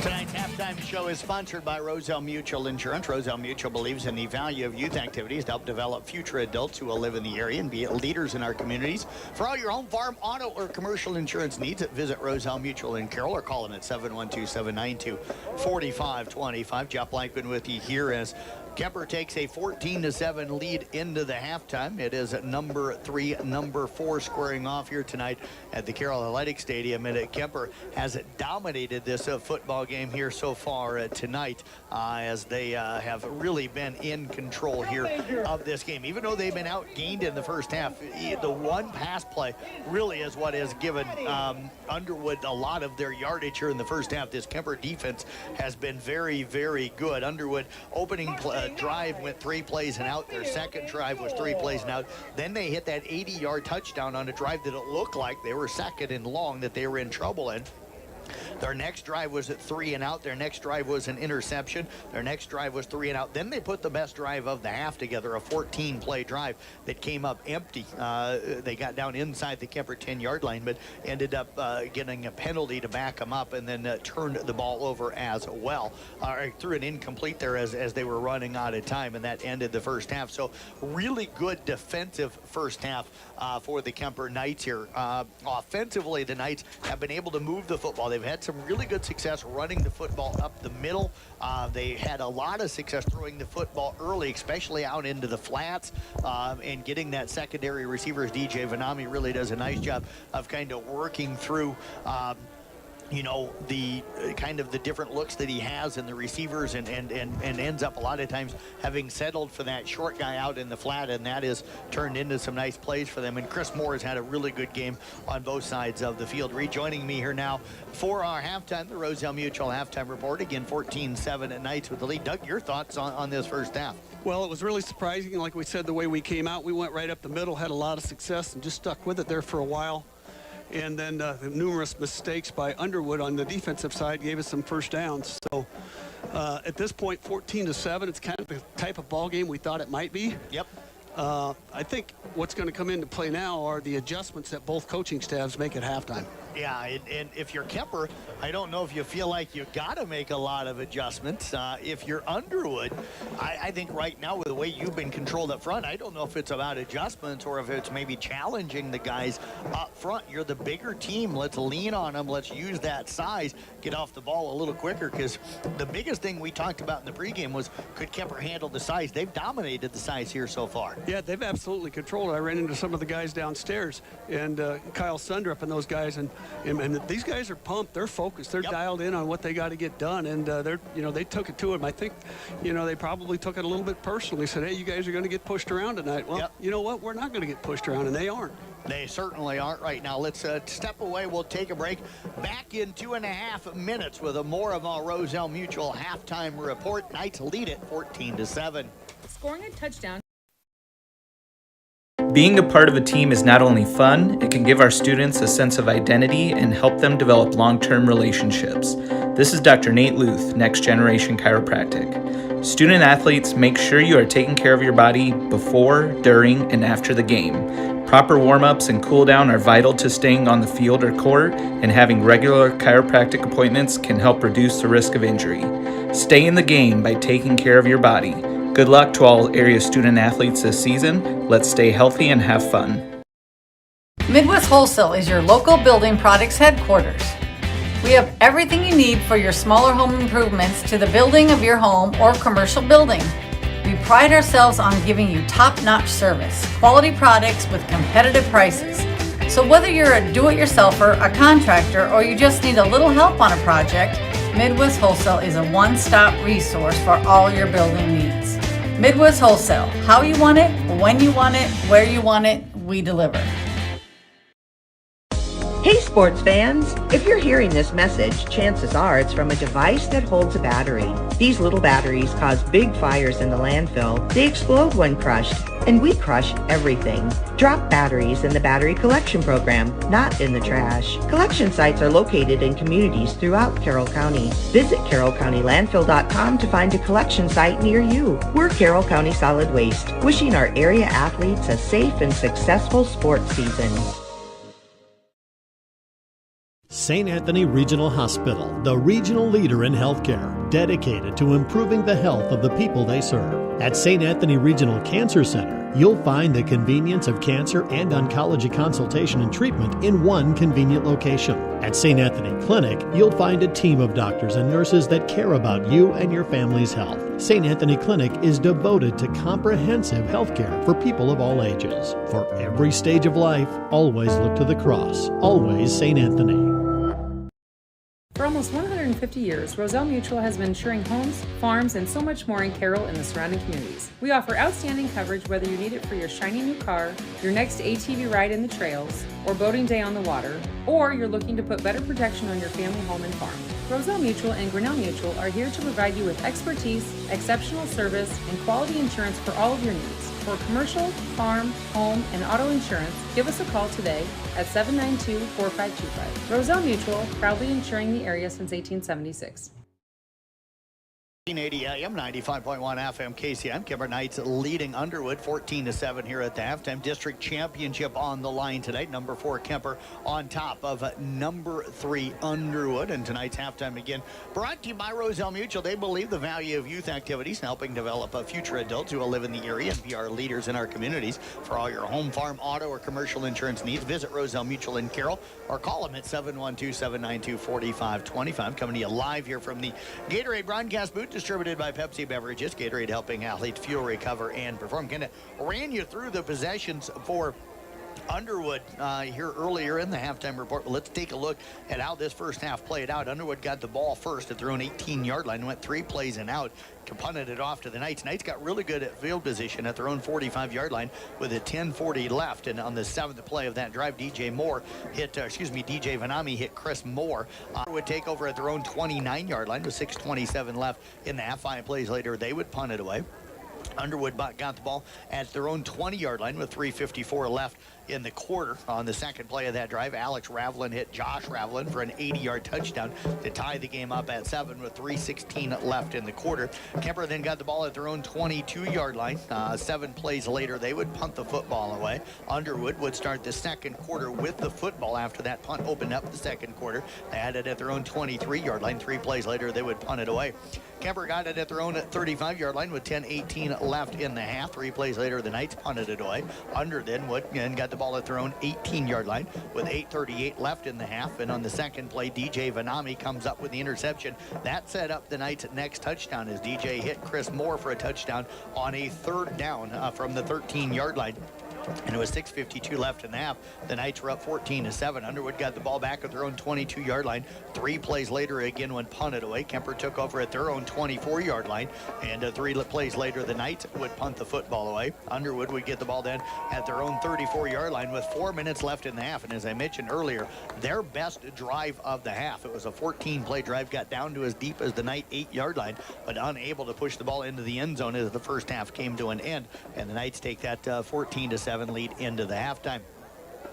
For Kuemper statistically here in the first half, unofficially, Logan Siebenauer, 8 carries, 46 yards. Chris Moore, 1 carry, 2 yards. DJ Vanami, 2 carries for 8 yards. Tay Vanami, 4 carries for 14 yards. So I got the Knights right now for 70 yards of rushing in the first half. Passing wise, it is a DJ Vanami, 9 of 13 for 73 yards. Tay Vanami, 1 catch for 7 yards. Logan Siebenauer, 2 for 13.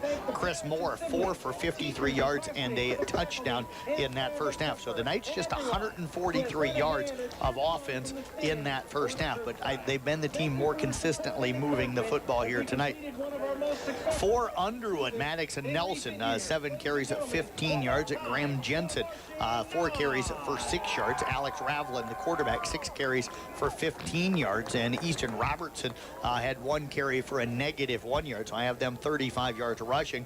Alex Ravlin, 6 of 12 for 120 yards, a touchdown and an interception in the first half. I've got Josh Ravlin, 2 catches, 84 yards and a touchdown. Jensen, 3 catches for 34 yards.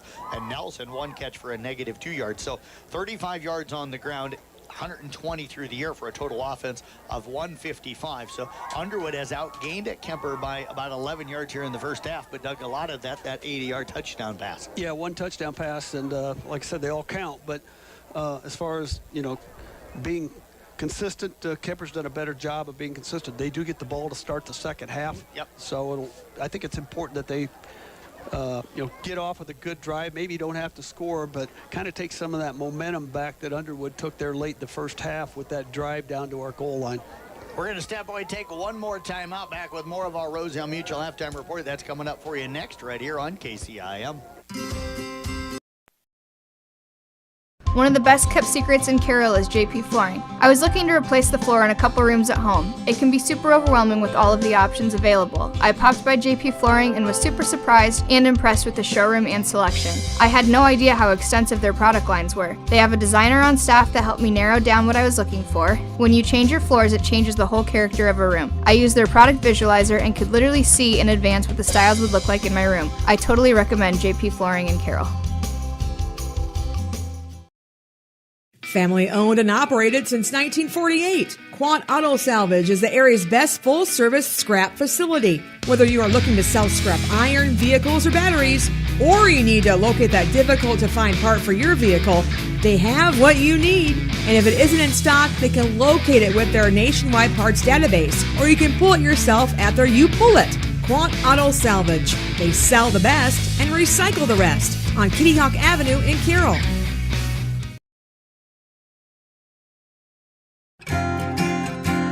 At The Present Company, we will help you transition your home and wardrobe with the changing seasons. Hi, this is Andrea. Whether you're looking to get warm and toasty this winter or it's time for a light and airy lift this spring. Shop our collection of boutique-style clothing, gorgeous accessories, and purses. Add personal style to your home with unique home decor pieces that will warm your rooms from wall to wall. Infuse your home and your wardrobe with style from the Present Company in Audubon. We offer free on-site consultations for all our services. Great. While I have you, could you refer me to someone who can replace the drafty window? Brinks does windows too, with high-quality Energy Star products. What if we'd like to replace our siding? Brinks has you covered. Gutters? Doors? Our name says it all. Brinks Exteriors is your headquarters for all things exterior, from start to finish. Call 712-ROOF-PRO or visit BrinksExteriors.com.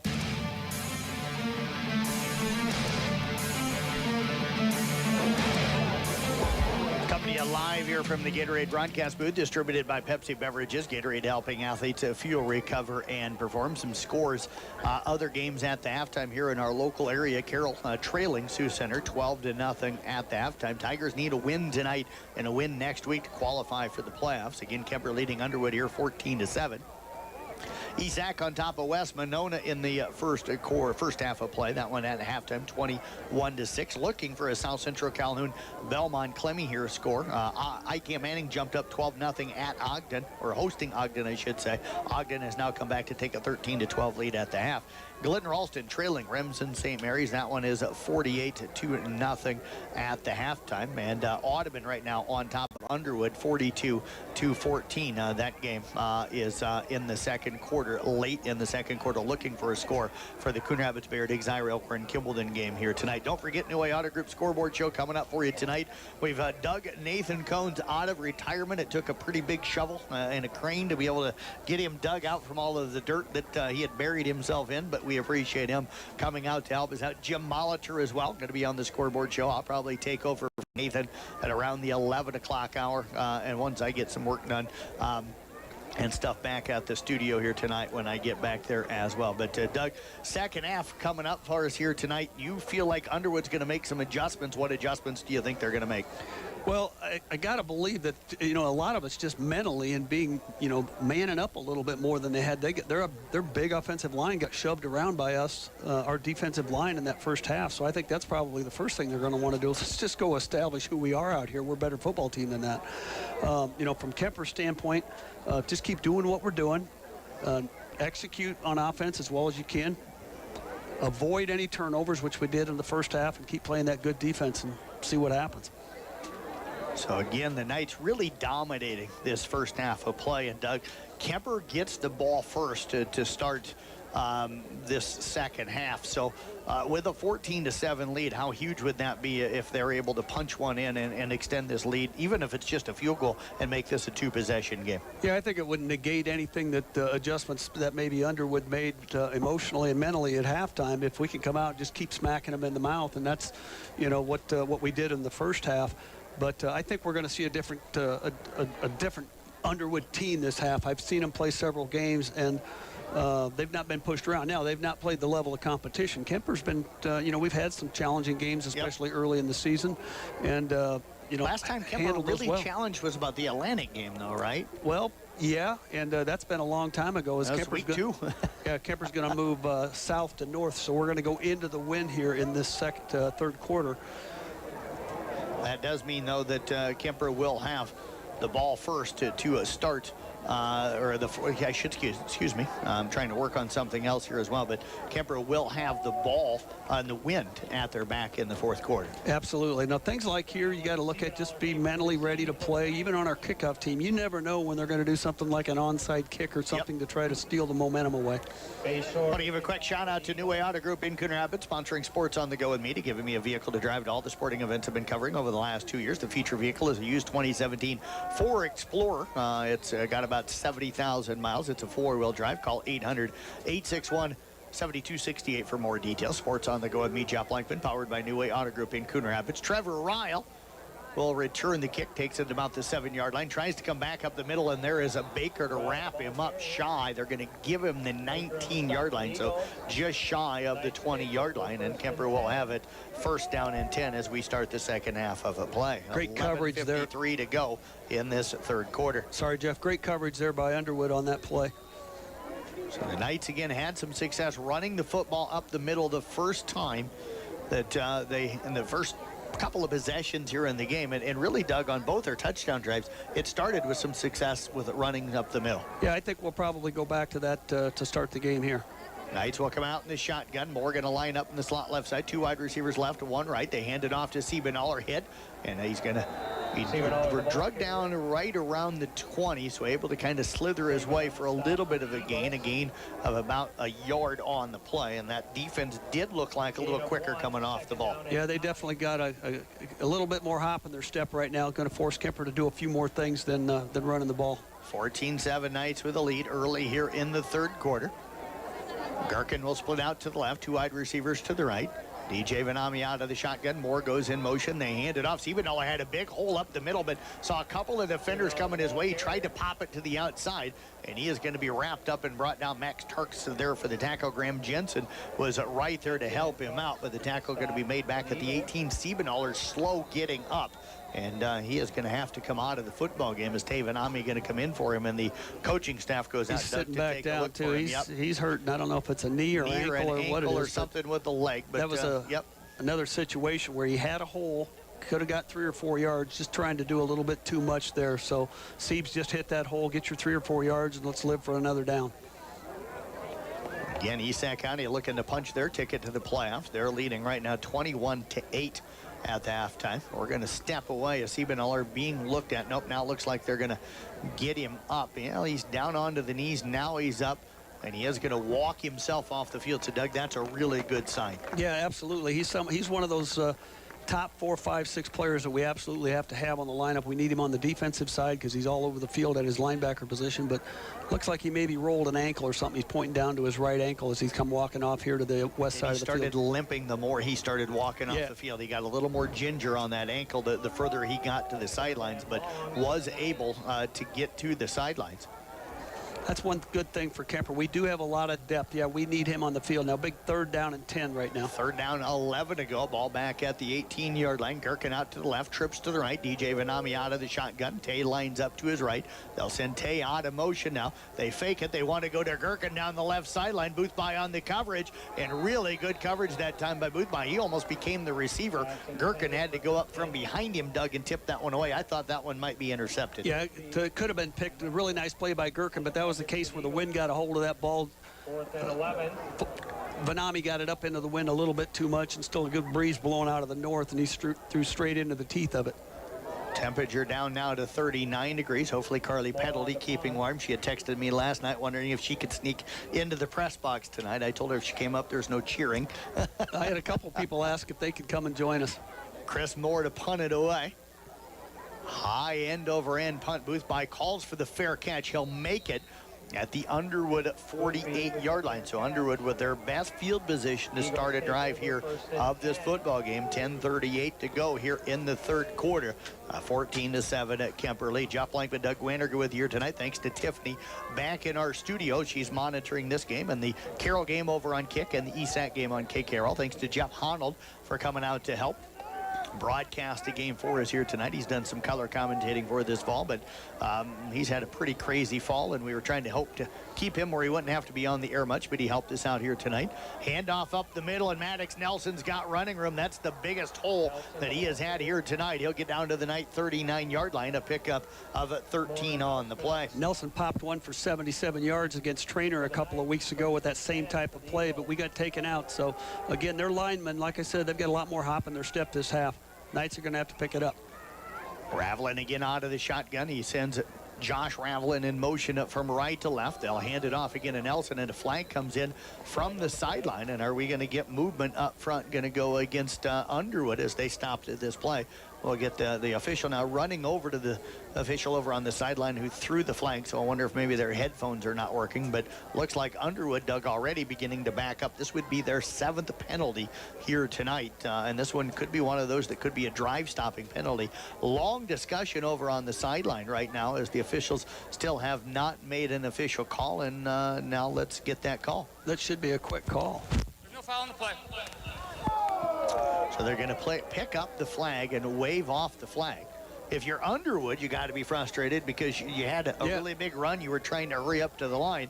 Your Kuemper, you wanted a penalty on him. You wanted to back him up. Josh Ravelin now goes in motion. Low snap. They hand it off to Nelson. Tried to pop it to the outside. Good job that time by the Kuemper defense. He's going to get right back to the line of scrimmage. No gain on the play. It'll bring up second down now and 9 to go. Will Simons with a big play from the linebacker position. He's come in now to replace Siebenauer, who's on the sideline getting his right ankle taped up. Going to be 2nd and 9. Ravelin again out of the shotgun. Twin receivers on each side. Josh Ravelin again goes in motion right to left. Alex drops back, wants to go downfield. Throws it short, almost intercepted, but it is caught by Josh Ravelin, and he's going to fight his way down to the 30-yard line. A pickup at 9. Doug, I thought that was intercepted in 6. Chris had that one. He just left it. I don't know if he took his eyes off of it or what, but it went right through his hands and into the receiver. Another play where looks like we had something, and they turned it into something big for them. So 3rd and 2 now. 3rd down and 1 to go. Trips out to the right, one wide receiver to the left. Shotgun formation, low snap, and Alex Ravelin keeps it. And he is going to pick up the first down, squirts away, and gets inside the 25, down near the 23-yard line. A pickup of 7 on the play. And, Doug, that was pretty sneaky running by him because I thought he was in the pile, and all of a sudden he kind of popped out and got tackled over here on the right side. Completely different attitude here, completely different momentum swing by the Eagles as they're pushing the Knights backwards now. Remsen, Sam Aries up on Glidden, 55-6. Handoff to Maddox Nelson up the middle. He'll get down inside the 20, down to the 19-yard line. A pickup of 4 on the play. It'll bring up 2nd down and 6 to go. Ball in between the hash marks, closer to the left hash marks, and that'll be the short side of the field as the Eagles go left to right across your radio dial here in this 3rd quarter. 2 wide receivers to the right, 1 to the left. Handoff again to Maddox Nelson. Slips a tackle, creates another little gap with a cutback move, and he's going to be drugged down near the 5-yard line. A pickup of 14 on the play. And, Doug, that was some slippery running because he started left, and that was one of those you planted, and he sprung to the right real quick. Yeah, their linemen are just getting off their blocks a lot better this half than we did. As Coach Steinkamp running out on the field. Calls the timeout as Underwood trying to get a quick playoff. And we've got a timeout called by Kuemper back in 30 seconds here on KCIM. RJ.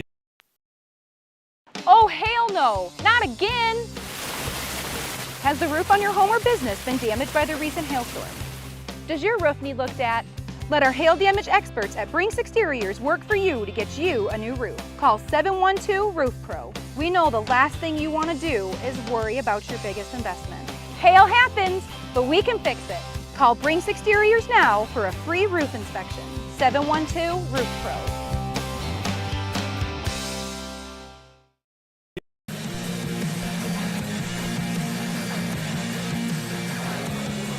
Coming to you live here from the Gatorade broadcast booth, distributed by Pepsi Beverages. Gatorade helping athletes fuel, recover, and perform. Here's a shout out to Travis Brinks down running our video production tonight.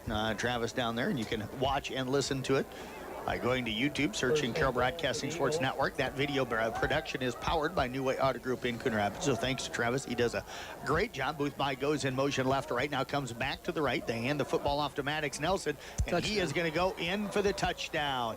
A 6-yard touchdown run that time from Maddox Nelson. And Doug, you and I were talking about it. You mentioned it already a couple of times here.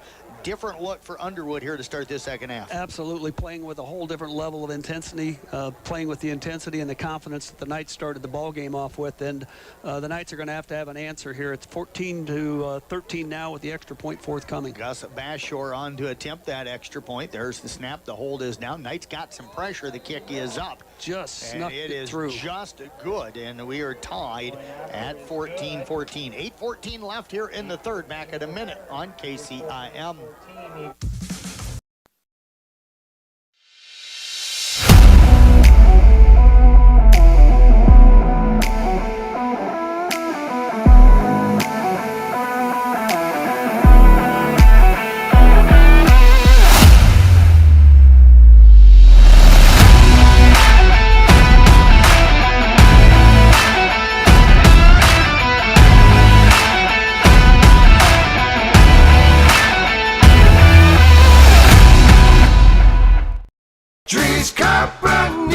People want and deserve more comfort, efficiency, and reliability, both in their homes and places of work. Dries Company will be there to meet these challenges, whether we are designing a new system or servicing your existing equipment. We are a rapidly growing company that strives to meet and exceed all your expectations. No matter if you are looking to buy new appliances or need the help from one of our certified technicians, we are here for you. We pride ourselves in our installation and service. Dries Company, servicing the Carroll area since 1933. Shore will kick it off. Again, 36 kicks coming into tonight with 8 of those at touchback, so he's got a pretty good leg. He's got that wind behind him. The Knights back deep, setting up just inside the 10-yard line. It's over at the right hash mark. Ryle's going to let it go, and then it's going to slowly roll into the end zone. Did decide to go and get on top of it as it went into the end zone, but that one almost looked like it was going to die inside the 5. Yeah, we were lucky that we got a heady kid back there in Ryle. He knows he's got to cover that ball. A lot of kids would have just watched that and walked away from it, but Trevor wisely went and covered it as it rolled into the end zone for the touchback. So Knight's going to get the ball on the 20. First down and 10 ball. They're going to spot it over on the right hash mark. So Kuemper wants their sideline to be the wide side of the field. Knights huddling up here. 8:14 to go here in this third quarter play. Got a guy over on the other sideline waving himself. I don't know if it's his flashlight or some kind of a light over there. DJ Vanami fakes the handoff, tries to come over to the left side.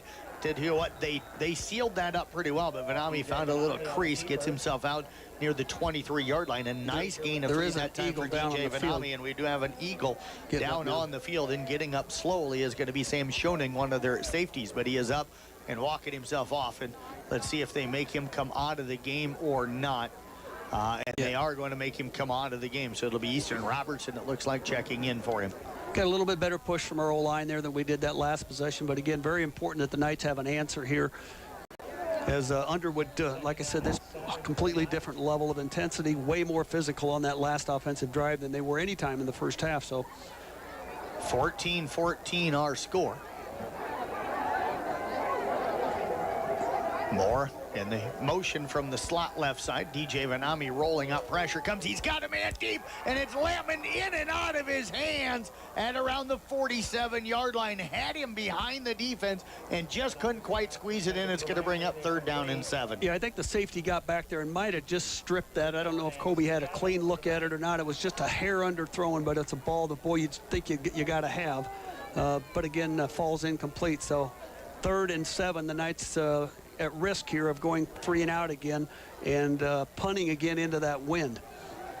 So they will split this time. Lampman and Ryle out to the left. Gherkin splits out to the right. Moore in the slot on the right side. Now they're going to bring Ryle into the slot on the right side. Vanami wanting to throw. He's got good protection. Now it comes. They get it off, and the pass is complete to Chris Moore, and he is going to be very near a 1st down. It's going to be whether or not they give him the 30 or inside the 30. And looks like they're walking it out right at the 30-yard line, so that should be enough for the 1st down on a 7-yard gain. And a good job again by DJ Vanami to keep that play alive, Doug, and get the completion. Yeah, it really was. Nice job by Chris Moore making the catch and getting that extra stretch. Good block out there by Vanami, too, from the tailback position to help get Chris free for that 1st down. So a big play for the Knights. Lampman, Ryle split out to the right. Gherkin splits here to the left. DJ Vanami out of the shotgun. Vanami lines up to his right. Chris Moore now in motion from the slot left side. They fake the handoff to Vanami. Ball is loose, and I think they're going to call it a pass incomplete. So it must have been a shuffle pass that we were kind of blocked from our view. So the incomplete pass going to bring up 2nd down and 10. Yeah, I didn't see that at all. I thought it was Vanami still had the ball, and then all of a sudden it's rolling around on the ground. Yep, so it must have flipped it forward to somebody cutting on the inside, and that was blocked from us by the offensive and defensive line battling. We just saw that everybody diving on the floor from Underwood or on the field, but the incomplete pass will bring up 2nd and 10. Gherkin again out here to the left, trips out to the right. Vanami lines up next to DJ on the right side out of the shotgun. They'll run the quick speed option, and that time Vanami going to be tripped up. Good tackle by Maddox Nelson. Instead of trying to go high on him, went down, got him around the ankles, and they read that well. That's going to be a loss of a yard on the play. The Underwood Eagles are a good tackling ball club. That, like you said, they're not going up high. That's one thing I noticed in that last drive of the 1st half, and then even early in the 2nd, the Knights are letting some tackles get away from them, and they got to get back to that physicality that they had in the 1st half. Setting up now 3rd and 11. 3rd down and 11 as Doug sent. Knights will break the huddle. Lampman, Ryle going to split out to the right. Gherkin will split out here to the left. More in the slot left side. Tay Vanami now splits out to the right. DJ Vanami out of the shotgun. Will send it Tay in motion. They fake it off to him. Pressure comes from the backside. He's starting to scramble, trying to scramble more. He's getting over by the sideline, throws it down the field, and gets more in and out of his hands. He tried to take off running before he squeezed that one in. He'd have had the first down, would have gotten into Eagle territory, but the Knights now going to... To his right, got all the way to the sideline, fired back across the middle about 20 yards, threw a bullet, hit Chris right in the hands, and just didn't look it in. I think Jeff tried running before he had it.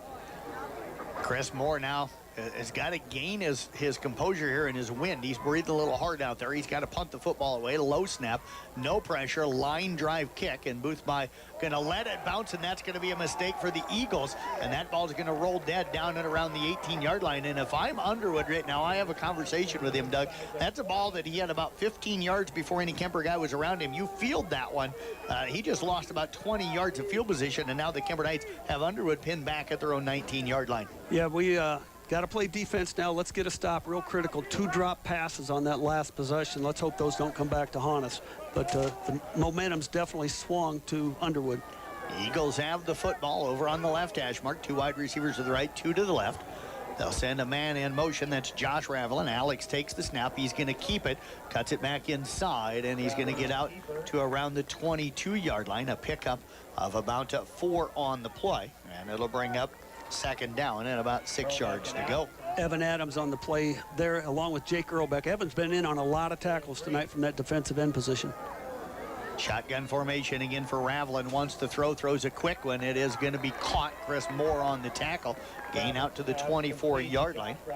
Just a short little hook-in pattern. You got to watch now what he's going to do. Might fake that again and go long. This time it's going to be 3rd and 5. They're most likely going to throw the ball. Josh Ravelin on the catch, his 4th of the ball game for 95 yards. Shotgun formation again for Alex Ravelin. Trips out here to the right.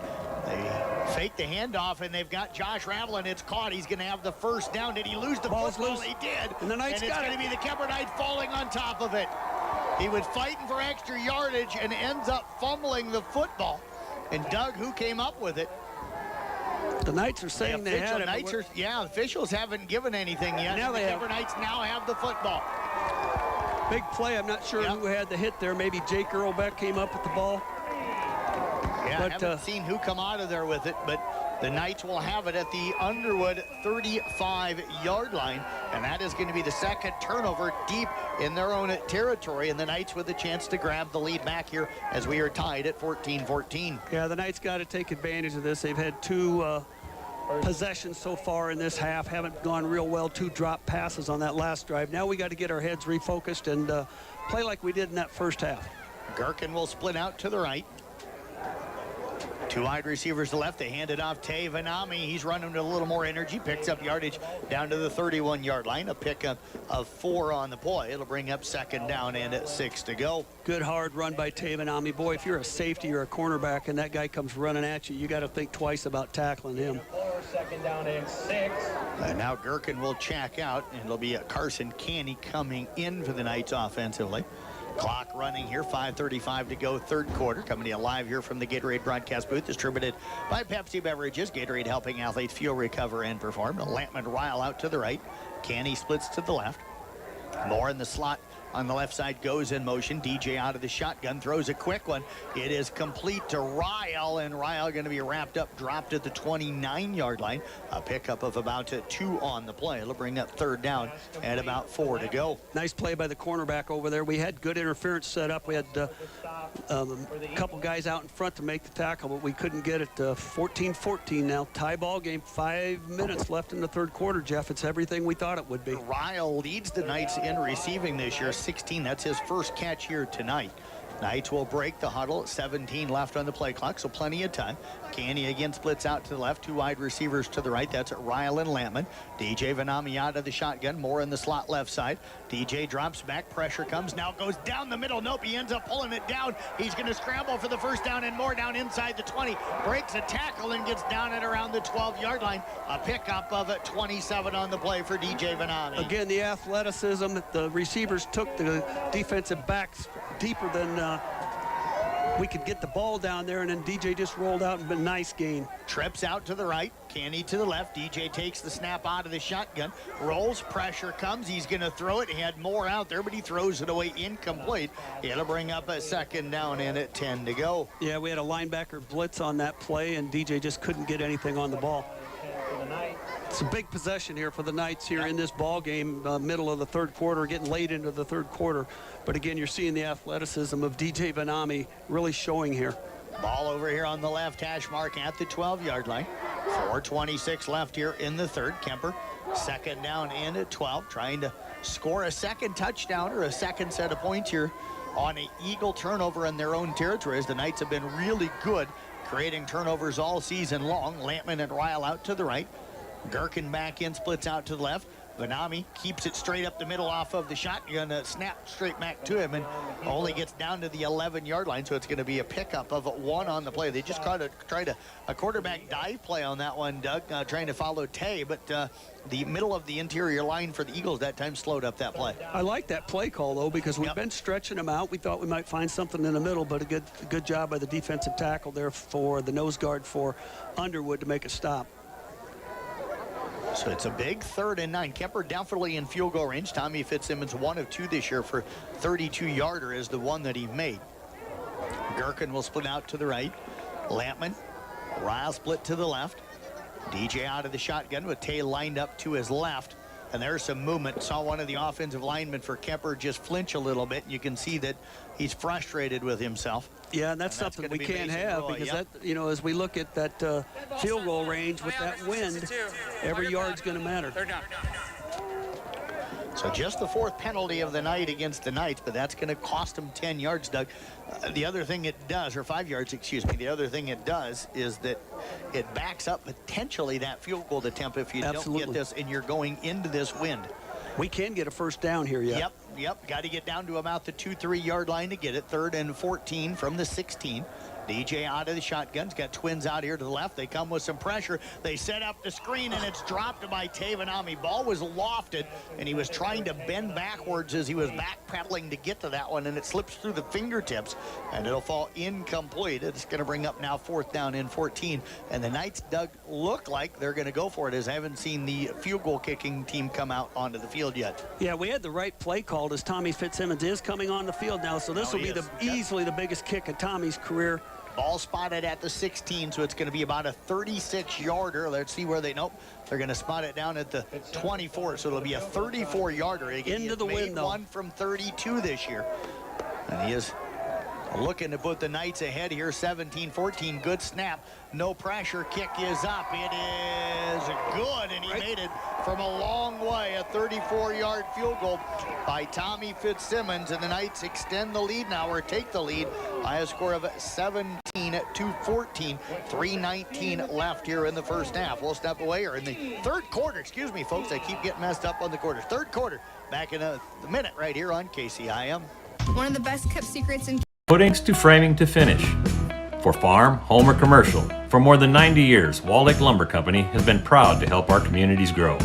With 4 convenient locations and one of the largest building material inventories in the area, we are sure to be able to fill all your building needs. From project design and estimating to friendly advice, we can't wait to be part of the process for you. Wall Lake Lumber, with locations in Wall Lake, Lakeview, Odebolt, and Carroll. We're not your grandpa's lumberyard.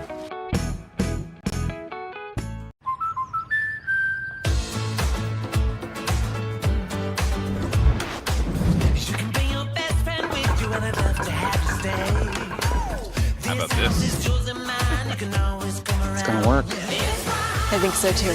American Family Insurance wants to help you bring your dream home to life. New homeowners can save an average of 22%. American Family Insurance. For details, contact Nicole Unken at Nicole Unken Agency. Call 712-792-1262 or stop by 412 Highway 30 today. Robertson fields the ball again inside his 10-yard line. Doug, I mentioned earlier that he's got about a 53-yard per kickoff return average, and he showed it there right up the gut. Doesn't get 53, but he has Underwood really good territory in field position out at their own 46-yard line. And he doesn't juke, jive, nothing. He runs straight up the center of the field. 3:12 to go here in this third quarter of play. Eagles trailing now by 3, 17-14. They'll send Boothby in motion. They snap it, hand it off to Maddox Nelson. He's got running room and finds a hole and gets out past midfield just into Kuemper territory. We're going to give him the 50. That'll be a pickup of 9 on the play. He's starting to break off some bigger runs here in the second half. It'll be second down and 1 yard to go. I'm not sure what they're doing with our defensive tackles, if it's just that they're playing that much more physically this half or what. But, boy, they've cleared some big holes in both or 3 of their drives this half. Yeah, holes that were not there in the first half. Boothby again goes in motion. They snap, hand it off again. Nelson again with big running room, and he gets into the secondary. He'll be wrapped up at the Kuemper 35-yard line. A pickup of 15 on the play. Doug, you said before the game you thought they'd come out and run. They came out and tried to throw more in the first half, but they couldn't get the run game established. Now all of a sudden they're getting that run game established. Well, they're just getting a much better push from their offensive line, and he's running harder. Everything is stepped up a notch or two. Trips out to the right. Boothby again in motion, right to left. 2 wide receivers now each side. Ravlin wanting to throw the football. He's going down the middle. He's got a man wide open. Josh Ravlin makes the catch. The defender had to have fallen down or he bit on something out in the flat, but wide open on the play was Josh Ravlin for a 35-yard touchdown, and Underwood has their first lead of the game at 20-17, pending the extra point. I am not sure what happened there. I didn't see anybody fall down, but there was a complete miss in coverage. He was wide open. There wasn't anybody within 20 yards of him, and Ravlin found him. And for the first time in the ball game tonight, the Eagles are now up 20-17 with the extra point forthcoming. 2:21 left here in this third. Bashor on to attempt the extra point. High snap. He's got some pressure up the middle, but the kick is up. It is a good. And Underwood leads it here by a score of 21-17. Doug and I will step away. We're back right after this. 1-minute timeout here on KCIM. Olson's Outdoor Power is your one-stop service and equipment shop for all things outdoor. We sell the best power sports products in the business, from Polaris, Can-Am, Sea-Doo, and Ski-Doo, trailers to tackle any job from H&H, Triton, and Wilson, and we continue to lead the way in lawn and garden equipment with great products from Exmark, Dixie Chopper, Husqvarna, Cub Cadet, Steel, and Echo. Add factory-trained technicians in 2 locations, and it's easy to see why Olson's Outdoor Power is the leader in all things outdoor. Olson's Outdoor Power, your one-stop service and equipment shop with locations in Atlantic and Carroll. Visiting Dupaco Credit Union was the thing that started all this. We had a lot of student loan debt, low credit scores for bad decisions we had made in our younger years. We thought it was the point where you could never come back from it. We've always wanted to own our own restaurant, so I just kind of floated the idea like, oh, I found this food truck. I was like, yeah, let's try it. Dupaco helped us so much with just putting everything together. Definitely life-changing for us. What we have right now would not have been possible without Dupaco Credit Union.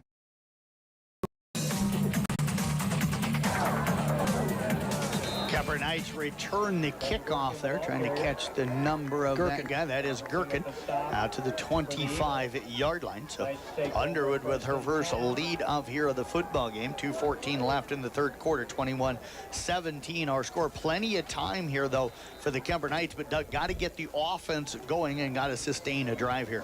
Yeah, we made a couple of mistakes in the defensive backfield tonight, Jeff, and I was just telling you that's the one thing that I didn't have any worries about tonight, because we just haven't made any. And how that guy got so wide open on that, I still haven't figured that out. But nonetheless, we've got, like you said, we got to get the thing going on offense. Chris Moore goes in motion from right to left. They throw a wide receiver screen. It is caught by Ryle, and Ryle going to get knocked down out past the 30, out near the 33-yard line. Let's give him the 34-yard line. A gain of 9 on the play. No, it was number 11. Gain of 9. Oh, it is 10. Oh, sorry about that.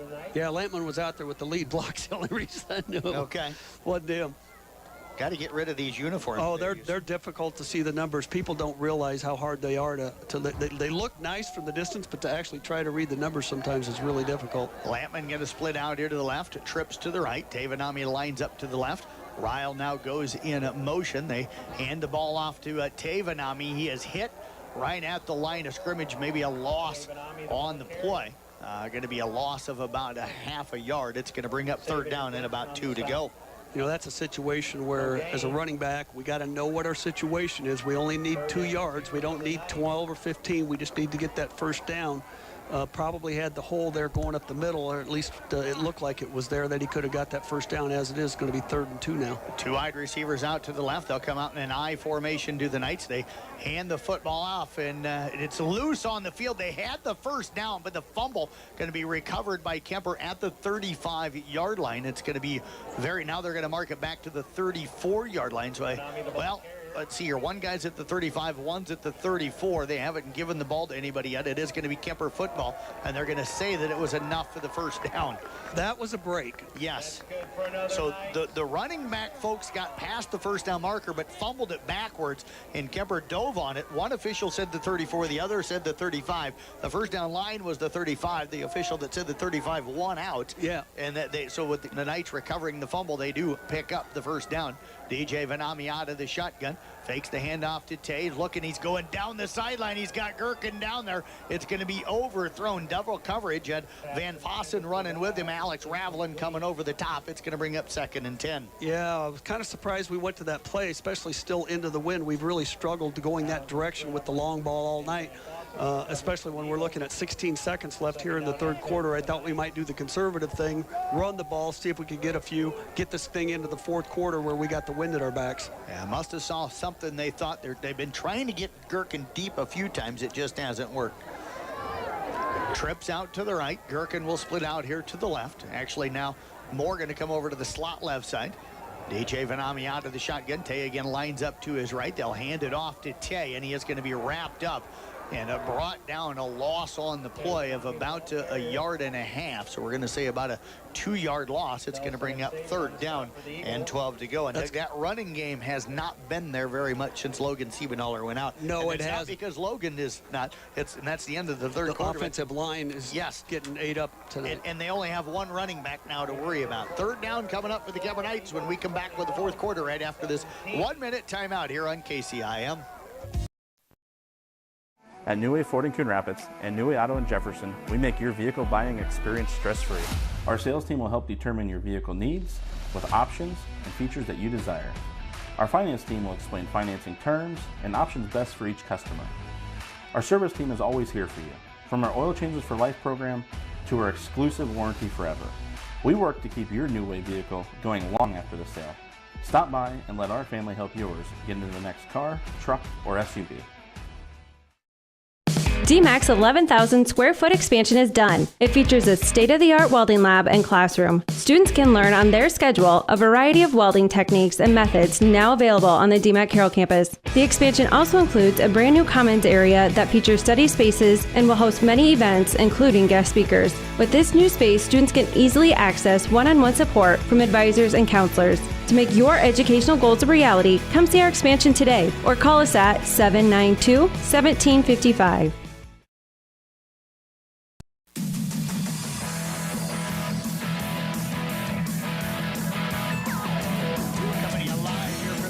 Broadcast booth distributed by Pepsi Beverages. Gatorade helping athletes fuel, recover, and perform. Kuemper facing a 3rd and 11 from their own 34-yard line, trailing it here 21-17 as we start the 4th quarter of play. Jeff Blankman, Doug Wanderger with you here tonight. Travis Brinks running our video package. You can watch and listen to the remainder of this game. Go to YouTube, search Carroll Broadcasting Sports Network. That's powered by New Way Auto Group in Coon Rapids. We've got a hold call. The ball going to be thrown deep down the middle. It'll fall incomplete. More than likely, the penalty probably going to be declined, and the Knights will have to punt the football away. Yeah, there's, like I said, that defensive line, those big guys are really taking over. Holding. Offense for 62. That penalty's decline. 4th down. So there is the decline of the penalty. So the play. Roy outsized there by a good bit. Yep. But the good thing is right now the Knights do have the wind at their back, so hopefully we can get a good punt here, pin Underwood deeper in their own territory, and then play defense and get the ball back and get another shot. So Chris Moore on to punt it away. He's punted almost as many times tonight as he has also all season, but you could say the same thing for Alex Ravelin from Underwood here tonight. Moore high punt, got it into the wind. Boothby going to make the fair catch, and he's going to do so at around the Underwood 32-yard line. So that is where they will have it. 1st down and 10, 11:47 left to play in this football game. And Doug, right now defense has got to make a stop here. If you're going to give up anything, the most you want to give up is a few field goal because then it's still a one possession. Yeah, I know Chris was hoping to get a little bit more of that ball. I see Logan Siebenauer back in the ball game for the folks at home wondering if he's back in, but he is back in at linebacker. But you're right, Jeff, we got to have a stop here. 18-0 now, Sioux Center over Carroll. And nope, they fake it to Maddox Nelson. Ravelin trying to get the edge, and there it's going to be the hold call. Ravelin gets into Kuemper territory, breaks a tackle, then steps out of bounds. He's going to step out of bounds at around the 39-yard line, but a couple of flags laying out here at around the 37-yard line. Ravelin trying to get the edge, and Baker that time going to be called for the hold. So yeah, there was penalty number 7 here tonight against the Underwood Eagles. 2 flags came out there real quick, and that one was real obvious. If they wouldn't have called, I called it on the radio, so I was sure hoping the flags came out because it was pretty obvious. Going to end up being a 5-yard penalty, Doug, because it was 5 yards down the field where it happened. So it's going to bring up a first down and 15 from the 27-yard line. Ball over on the right hash mark, or left hash mark, excuse me. We've got to get something out of our defensive line here and get some pressure on this quarterback. 2 wide receivers out to left. They snap, they flip it. Now they're going to run a reverse to Boothby. Boothby, though, is going to be stretched out. The Knights defended that very well, and the tackle going to be made back at around the 24-yard line. That's going to be a loss of another 3 on the play for the Underwood Eagles. Great job by Jake Earl back there from his linebacker position. The Knights got somebody down over there. Can't tell who it is. It looks like maybe a cramp. Yeah, hopefully it's not Siebes again looking for him. Nope, he's still limping kind of, but he's out on the field. So looks like somebody from our line as I look at Sean Wittrock, the big sophomore, 215-pound sophomore, and it is Evan Adams. Yep. So he is up, walking off on his own power. He is somebody this I think's had a tremendous game tonight. I don't know what his tackles are going to be. And, of course, he plays on the offensive line, so he's not going to have any stats, but he looks like he's okay as he comes walking off. I'm sure he'll just be off for one play. ICAM Manning up 20-19 on Ogden. Quick shout out to New Way Auto Group in Coon Rapids, sponsoring Sports on the Go with me. The feature vehicle of the day is a used 2017 Ford Explorer. Again, it's got about 70,000 miles. Call 800-861-7268 for more details. Sports on the Go with me, Jeff Blankman, powered by New Way Auto Group in Coon Rapids, home of warranty forever, and your home for free oil changes for life. They'll hand it off to Maddox Nelson. He'll pound his way out to the 30. A pickup of 6 on that second down play. Should be third down coming up here.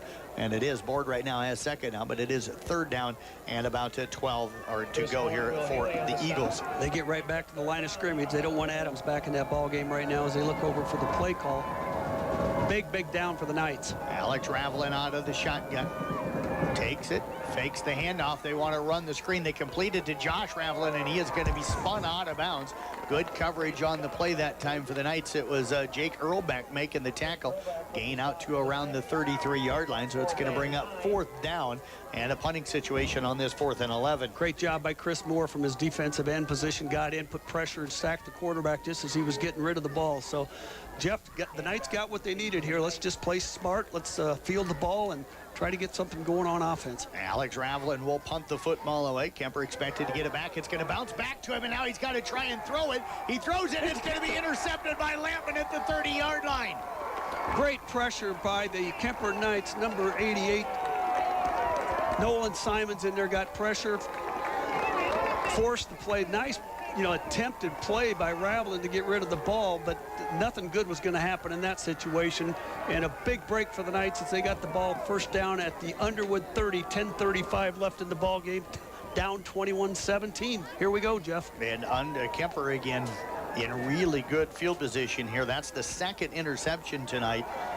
Adams is back in too. Okay, second interception for Ravelin. 3rd turnover of the night for Underwood.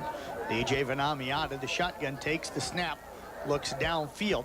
He's got Gherkin. He's going for Gherkin, and it is almost interception. Josh Ravelin on the coverage there. He's wanting a face mask call. Gets up, running back, grabbing his face mask, but no call on the play. I was going to say, he had Ryle cutting across the middle open at around the 15 or 20-yard line, but he went to the corner of the end zone trying to get Gherkin. It'll fall incomplete and bring up 2nd down and 10. And that's one where you try and strike off of a turnover, and I think that's what you did. You take that chance.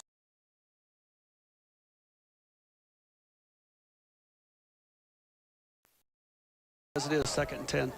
Knights again trying to get Underwood to jump. Nearly got him. They're going to try and run that jet sweep. Cutting back inside that time was Chris Moore. He'll get inside the 30 down to around the 27-yard line. A pickup of 3 on the play. Just the second carry tonight for Moore. But now the Knights facing a 3rd down and about 7. But Doug, 2-down territory right now. I think it probably is. I mean, there's still a lot of time left in this ball game that but we're not going to be able to kick a field goal from where we're at. So we don't have to get, like you said, we don't have to get all of it on this play. Base, Ryle split out to the left. Gherkin splits to the right. Moore in the slot on the right side. Tavanami to the left of DJ. DJ fakes the snap, rolls out, throws it, and led his intended receiver too far. That was Trevor Ryle. It's going to fall incomplete. It'll bring up 4th down and about 8 to go. And all of a sudden, Vanami, who at one time was 9 of 12, Doug, is now 12 of 24. Yeah, and it's just the pressure that's being put on there on him a lot more aggressively. He's not being able to set his feet to make the throw. And now the Knights are in not a terrible position, but 4th and 8. Would have been nice to get a few yards there to shorten that up a little bit. Starting to see some hands on the hips for some of the Knights out there coming back, especially their receivers who are playing in that secondary. Big 4th down and 8. Underwood not getting lined up very well. Underwood thought about calling the timeout, but doesn't. They snap it back. Vanami's got a man open. It's Moore, and he can't squeeze it in. He drops it at the 2-yard line. That would have been a touchdown, and the Knights will turn it over on downs. Chris has got to pull that one in. That was a big play because he had him wide open right down the seam, and the ball hit him in the hands, just couldn't quite squeeze it in. Yeah, he got Underwood going to end up having the football out at their own 28-yard line, so they'll make the big stop. Okay, now the Knights got to regroup here. They had a shot there. They missed it. 9:38 left in the ball game, down 21-17. Let's go back, play defense, get a stop. Let's get these guys another chance to make that play. Coming to you live here from the Gatorade broadcast booth. Alex Ravelin out of the shotgun. It's got twin receivers to the right. Josh Ravelin now goes in motion left to right. They'll hand the football off to Maddox Nelson. And Nelson going to be hit. We're going to get a flag coming in. Don't know what that's going to be. Well, it happened awful quick to be a hold. Yeah, the way Coach Steinkamp paused, I think it's going to go on Kuemper. Maybe a face mask or something? Yeah, that's what I'm wondering here. We'll wait and get the official call. Here it comes. Face mask. Defense number 3. 5-yard penalty.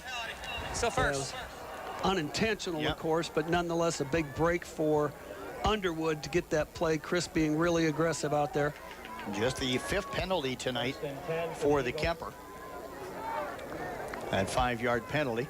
It's not going to be a 1st down and 10 because the run was only a 2-yard gain. It will be 1st down, though, and stuff. But it'll be out to about the 35-yard line.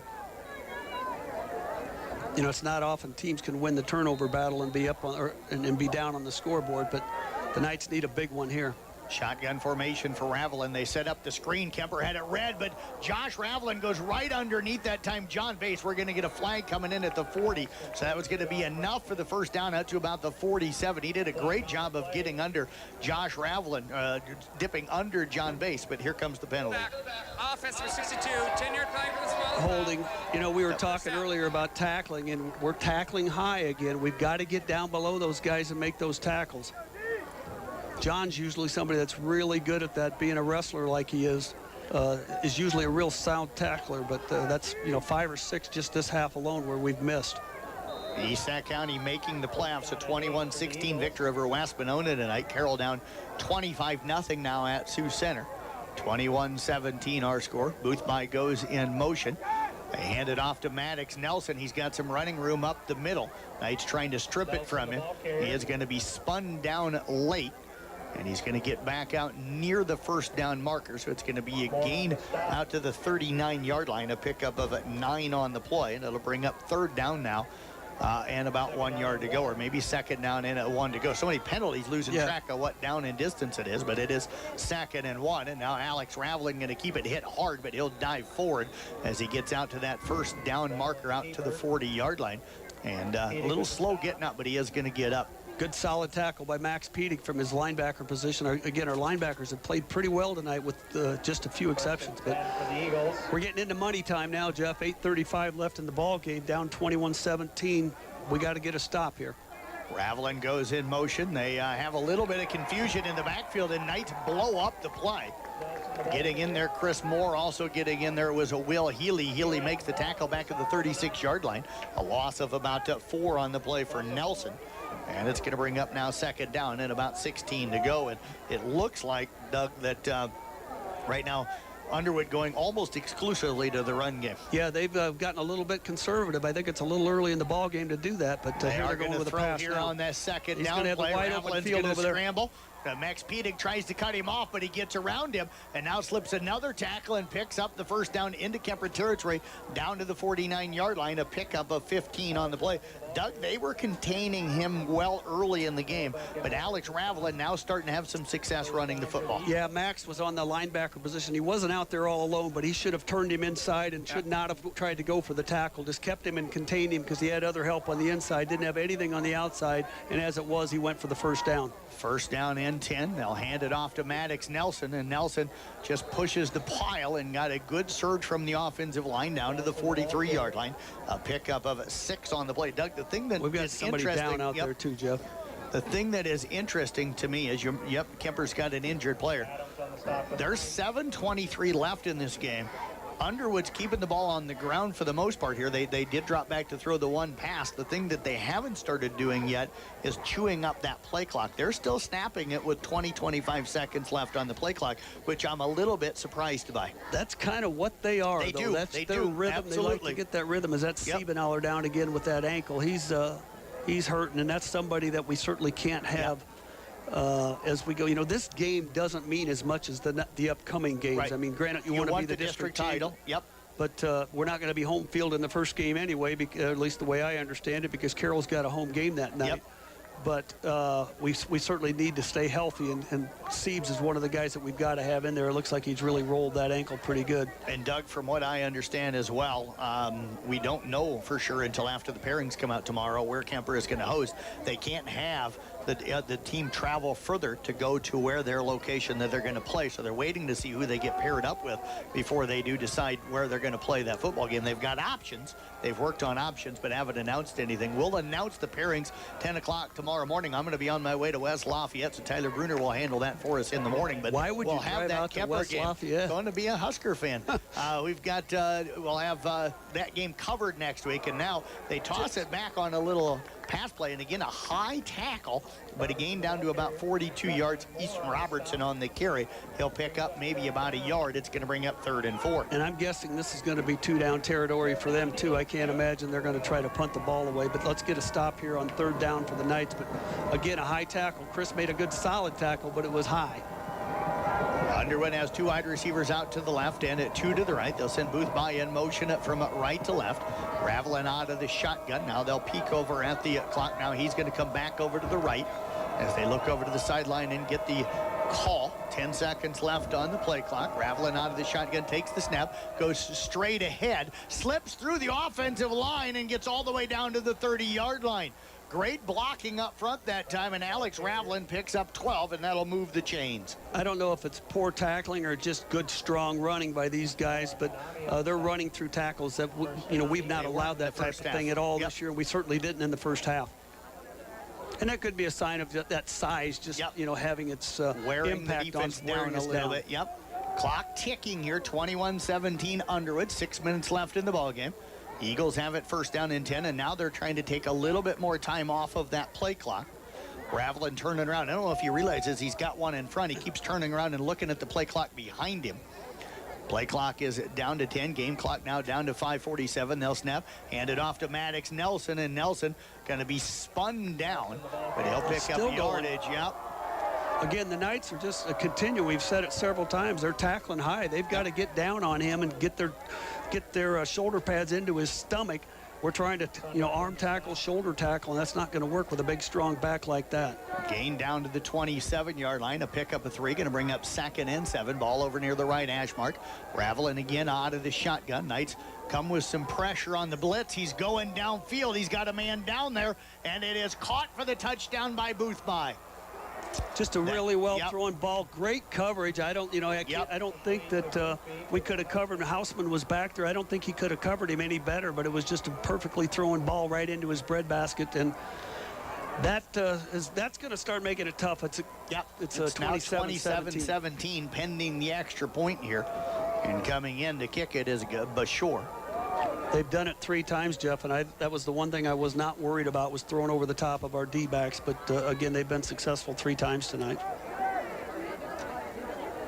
It's a 10-point game right now, and now we've got some movement. Is it going to be Kuemper was acting like they were coming, but we had movement from both. Let's see who it's on. I would think it'll be against Kuemper.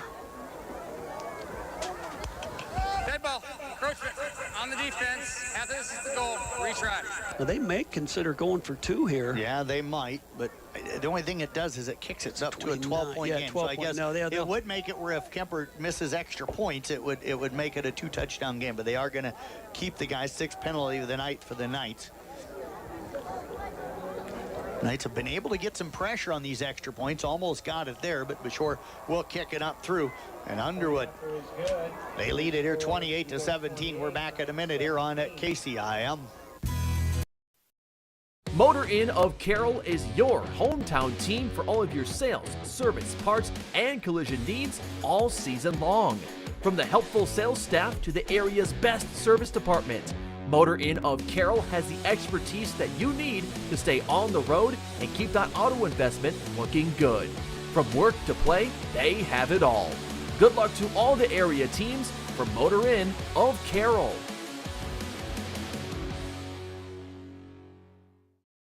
This is Iowa, and Avela Bank has called Iowa home since 1870. With 17 locations across the state, we're proud to be part of your community. Right now, you can open an Avela Bank Simply Free checking account for you or your business and get a new debit card immediately. We'll even buy your old bank's unused checks. Stop by or visit us online to see how we're making better banking available for you. Avela Bank, member FDIC.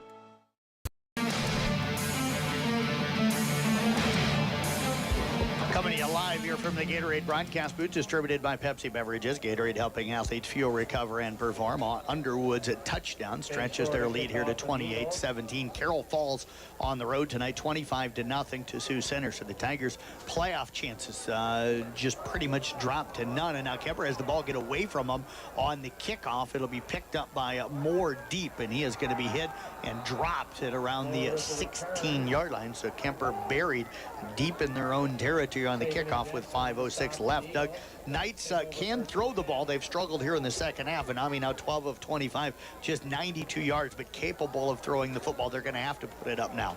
Yeah, I got to give credit to the defensive backfield. They haven't, for Underwood, they haven't given us anything, and we've got some really good receivers. But, you know, you take away that drop pass down there at the end zone, that would have been a touchdown. We had another one dropped out here at midfield. We're right in this ball game. Had 2 touchdowns dropped, I think, tonight. Yes.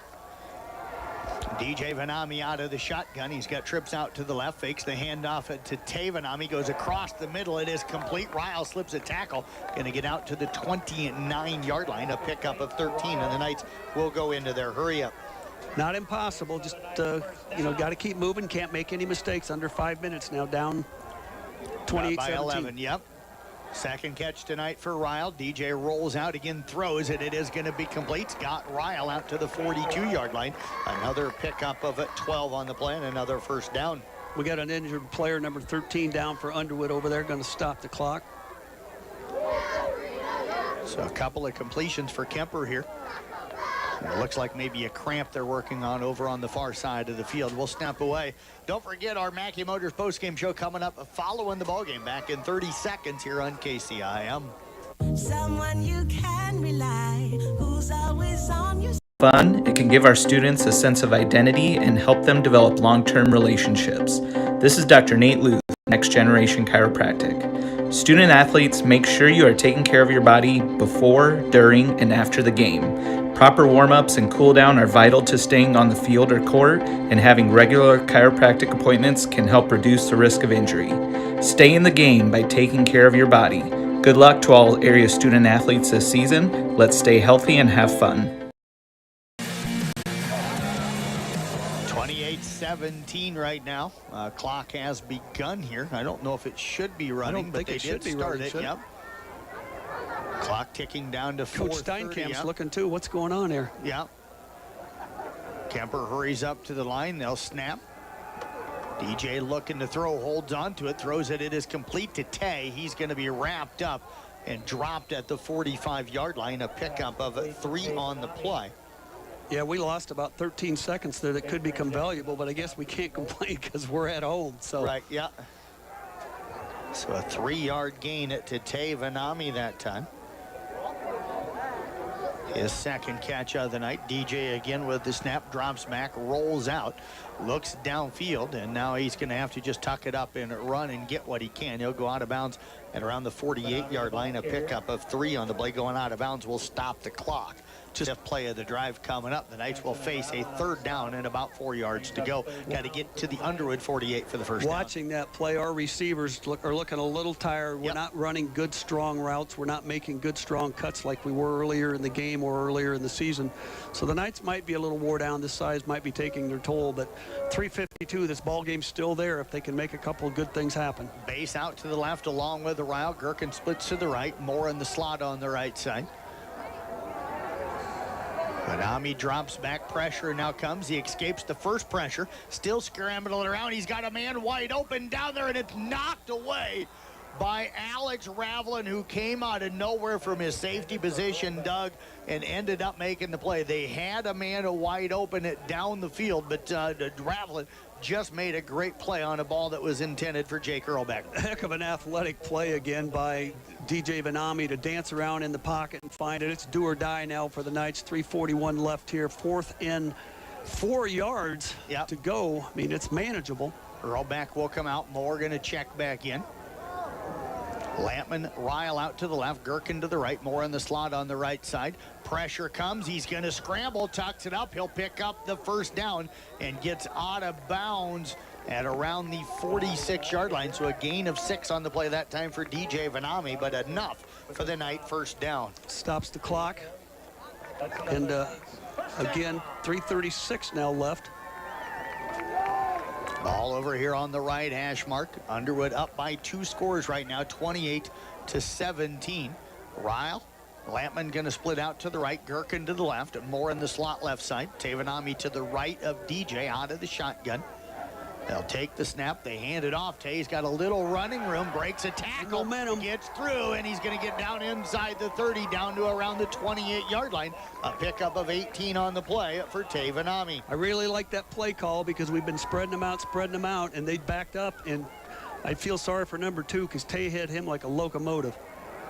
DJ out of the shotgun, fakes it. They throw the quick one out. It is caught by Ryle, but Boothby right there. And that time Ryle, I think, broke outside, should have broke to the inside, kind of broke right into the tackle. Tackle going to be made at around the 26-yard line, a pickup of about 3 on the play. 3 minutes left in the ball game. Clock ticking. Knights on the 25, 26-yard line, 2nd and 8. 9th play of the drive coming up. DJ Vanami drops back, rolls out of the shotgun, looks short. It is complete. And Lampman's going to gain yardage down to about the 17-yard line, a pickup, 16-yard line, a pickup of 9 on the play for Kobe Lampman. Kobe needed to get out of bounds there. The clock does stop at the first down as they move the change, but the Knights not giving up. 142 yards passing now for DJ Vanami.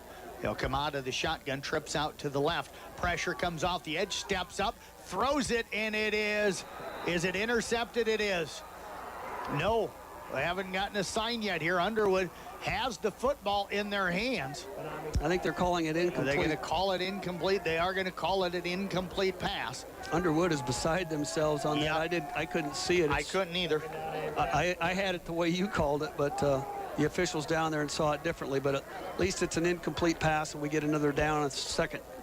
2nd down and 10. Clock stops with 2.5 minutes left. Jumping the pass pattern that time was Maddox Nelson, but Doug, we couldn't tell if the ball hit the ground. That's where we need the instant replay up here. Yeah. You're going to cover that for us? I think I'll get that sometime. Okay, I appreciate that. DJ Vanami out of the shotgun. He's got plenty of time. He's got more open down in the corner, throws it to him, and then he's not able to squeeze that one in. He threw it short, and Moore had to kind of dive forward to get it. Should have hit him earlier in that pass pattern, but it's going to bring up 3rd down now and 10 to go. And the clock stops with 2:23. Doug, got to score here quickly because you got to get an onside kick and then try and score again. Score again. It just doesn't look like we're running good, strong routes, Jeff. I don't know if it's just me or I mentioned earlier you could see some hands starting on the hips with about 8 minutes left, and you're starting to wonder if Kuemper wearing down just a little bit. Like you said, we got to get a touchdown here, and it's got to be on the next couple of plays. 3rd down and 10 from the 26. DJ out of the shotgun, sends Ryle into the slot on the left side. Canny splits out right. DJ fakes it. Now scrambles up. He throws it back over the head. Tavanami made an outstanding diving backwards catch, but it's going to be well shy of the first down. They had that covered well, and they are going to bring in the field goal unit here. The ball going to be caught down at around the 14-yard line, so they're going to set it up at around the 19, 29-yard field goal attempt coming up. The snap is down. The kick is up. It is good. And the Knights have pulled within 8 at 28-20 with 1:54 remaining. Back in a minute here on KCIM. Hi, this is Dr. Sarasillo. Midwest Wholesale is your local building products headquarters. We have everything you need for your smaller home improvements to the building of your home or commercial building. We pride ourselves on giving you top-notch service, quality products with competitive prices. So whether you're a do-it-yourselfer, a contractor, or you just need a little help on a project, Midwest Wholesale is a one-stop resource for all your building needs. Midwest Wholesale, how you want it, when you want it, where you want it, we deliver.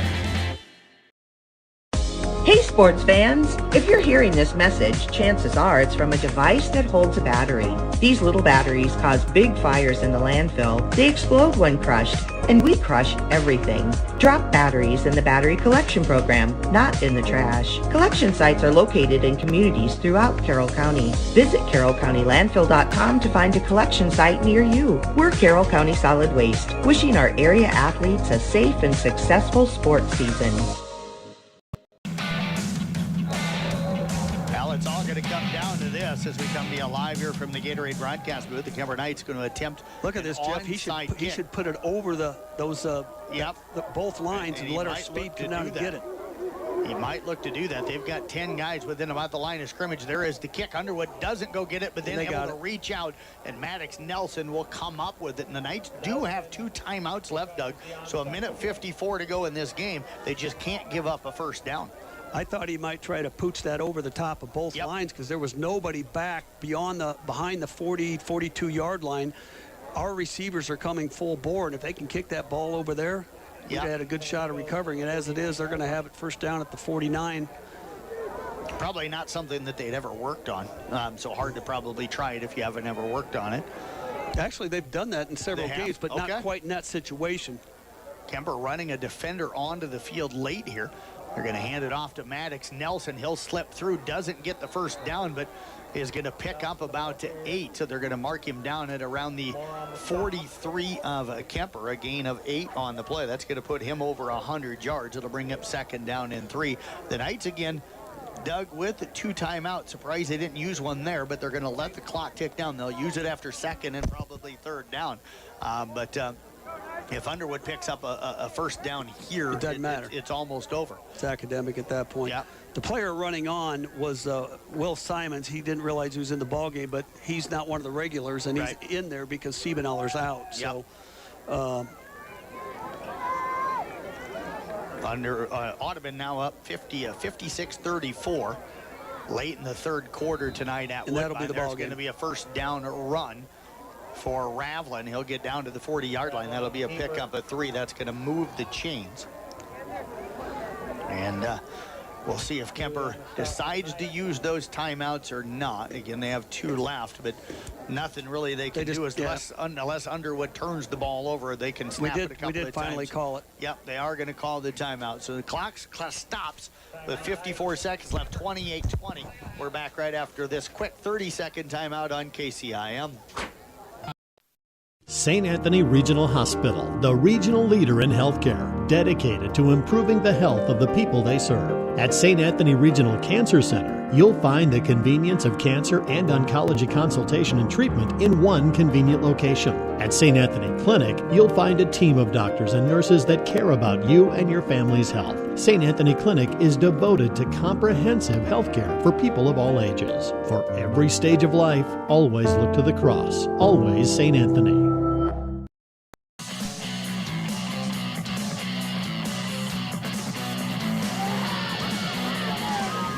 Player of the game coming up following the broadcast. Underwood able to snap and kneel on it. Clock will run. Kuemper with one timeout left, but probably not going to take that timeout. And Underwood will pick up the victory here tonight, so they will clinch the district championship here tonight in the #1 seed. Kuemper Knights will finish the year 7-1 heading into next week's playoffs, but again, the playoff pairings do not come out until 10 o'clock tomorrow morning. We'll have that Kuemper game covered for you no matter where they play.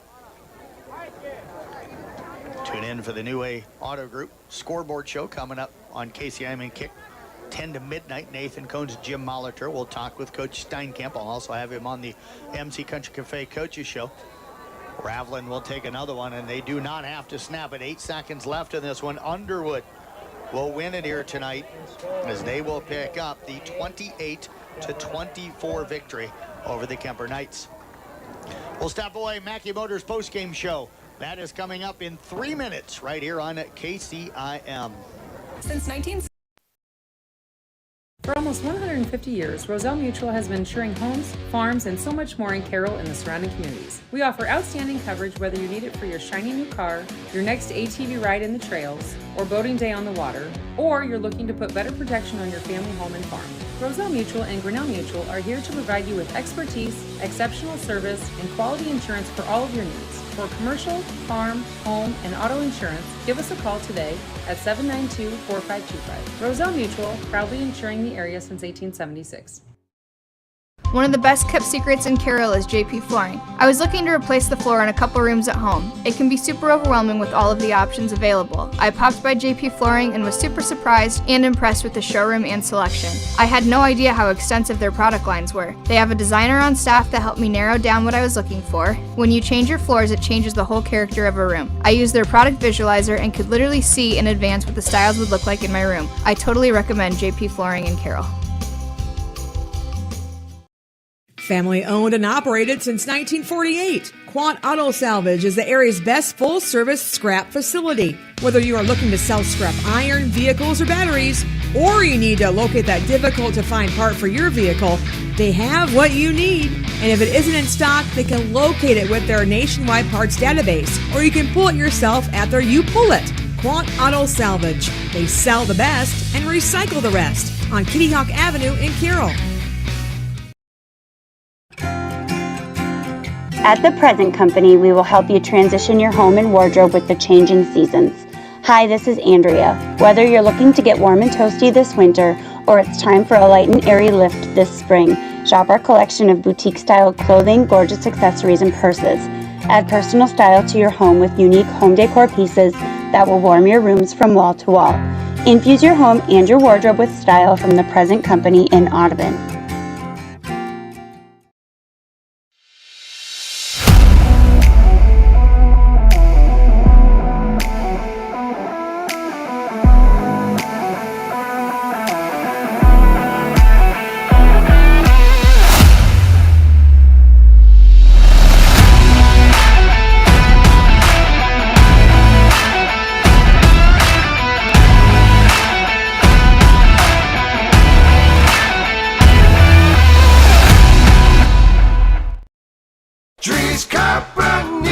People want and deserve more comfort, efficiency, and reliability, both in their homes and places of work.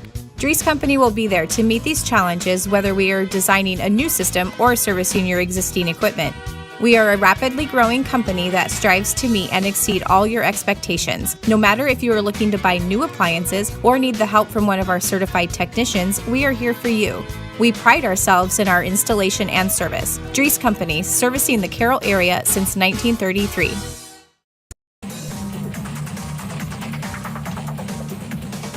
Mackey Motors postgame show. Find new roads at Mackey Motors in Lake City. Jeff Blankman, Doug Wanderger with you. The Knights fall 28-20 Again, our final scores: Kuemper will wrap up the season 7-1. Underwood will finish the season, the regular season, 8-0. Both teams head into the playoffs. And Doug, kind of some final thoughts here on the game. Well, the Knights definitely proved to us, we came into this, how good are we? We really hadn't played anybody. We played a good football team tonight and battled it all the way to the end. So I would say we've answered that question.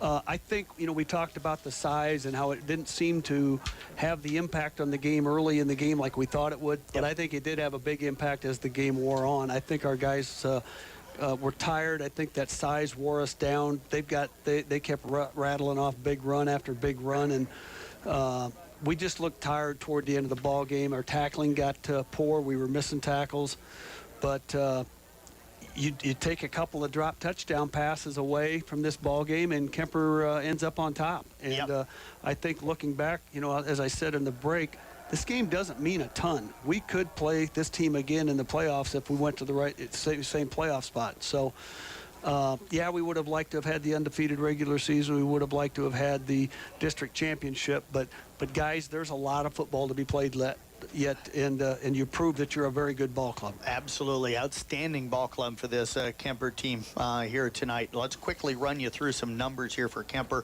I had Kuemper with 131 yards rushing, 146 yards passing for 277. Siebenaller 10 for 45. Chris Moore 2 for 5. DJ Manami 8 for 49. Tavanami 9 for 32. DJ throwing it unofficially 18 of 34, 146 yards, had a couple of touchdowns, maybe a couple of more dropped. Ryle had 4 catches, 30 yards. Vanami Tay 3 for 14 yards. Siebenaller 2 for 13. Chris Moore 5 for 60 and a couple of touchdowns. Lampman 2 for 19. So the Knights 277 in offense. For Underwood here tonight, I had them 157 yards on the ground, 167 yards through the air for 324 total offense. Their running game in the second half, they ran for 122 yards after having 35 in the first half. Doug and I need to step away, take a break. Motor End Player of the Game is coming up next right here on KCIM. We're back in 1 minute. People want and deserve more comfort, efficiency, and reliability, both in their homes and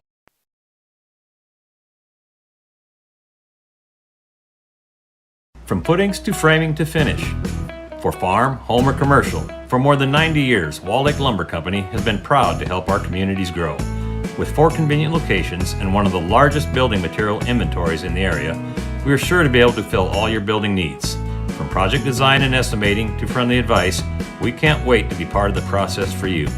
Wall Lake Lumber, with locations in Wall Lake, Lakeview, Odebolt, and Carroll. We're not your grandpa's lumberyard. Oh, hell no! Not again! Has the roof on your home or business been damaged by the recent hailstorm? Does your roof need looked at?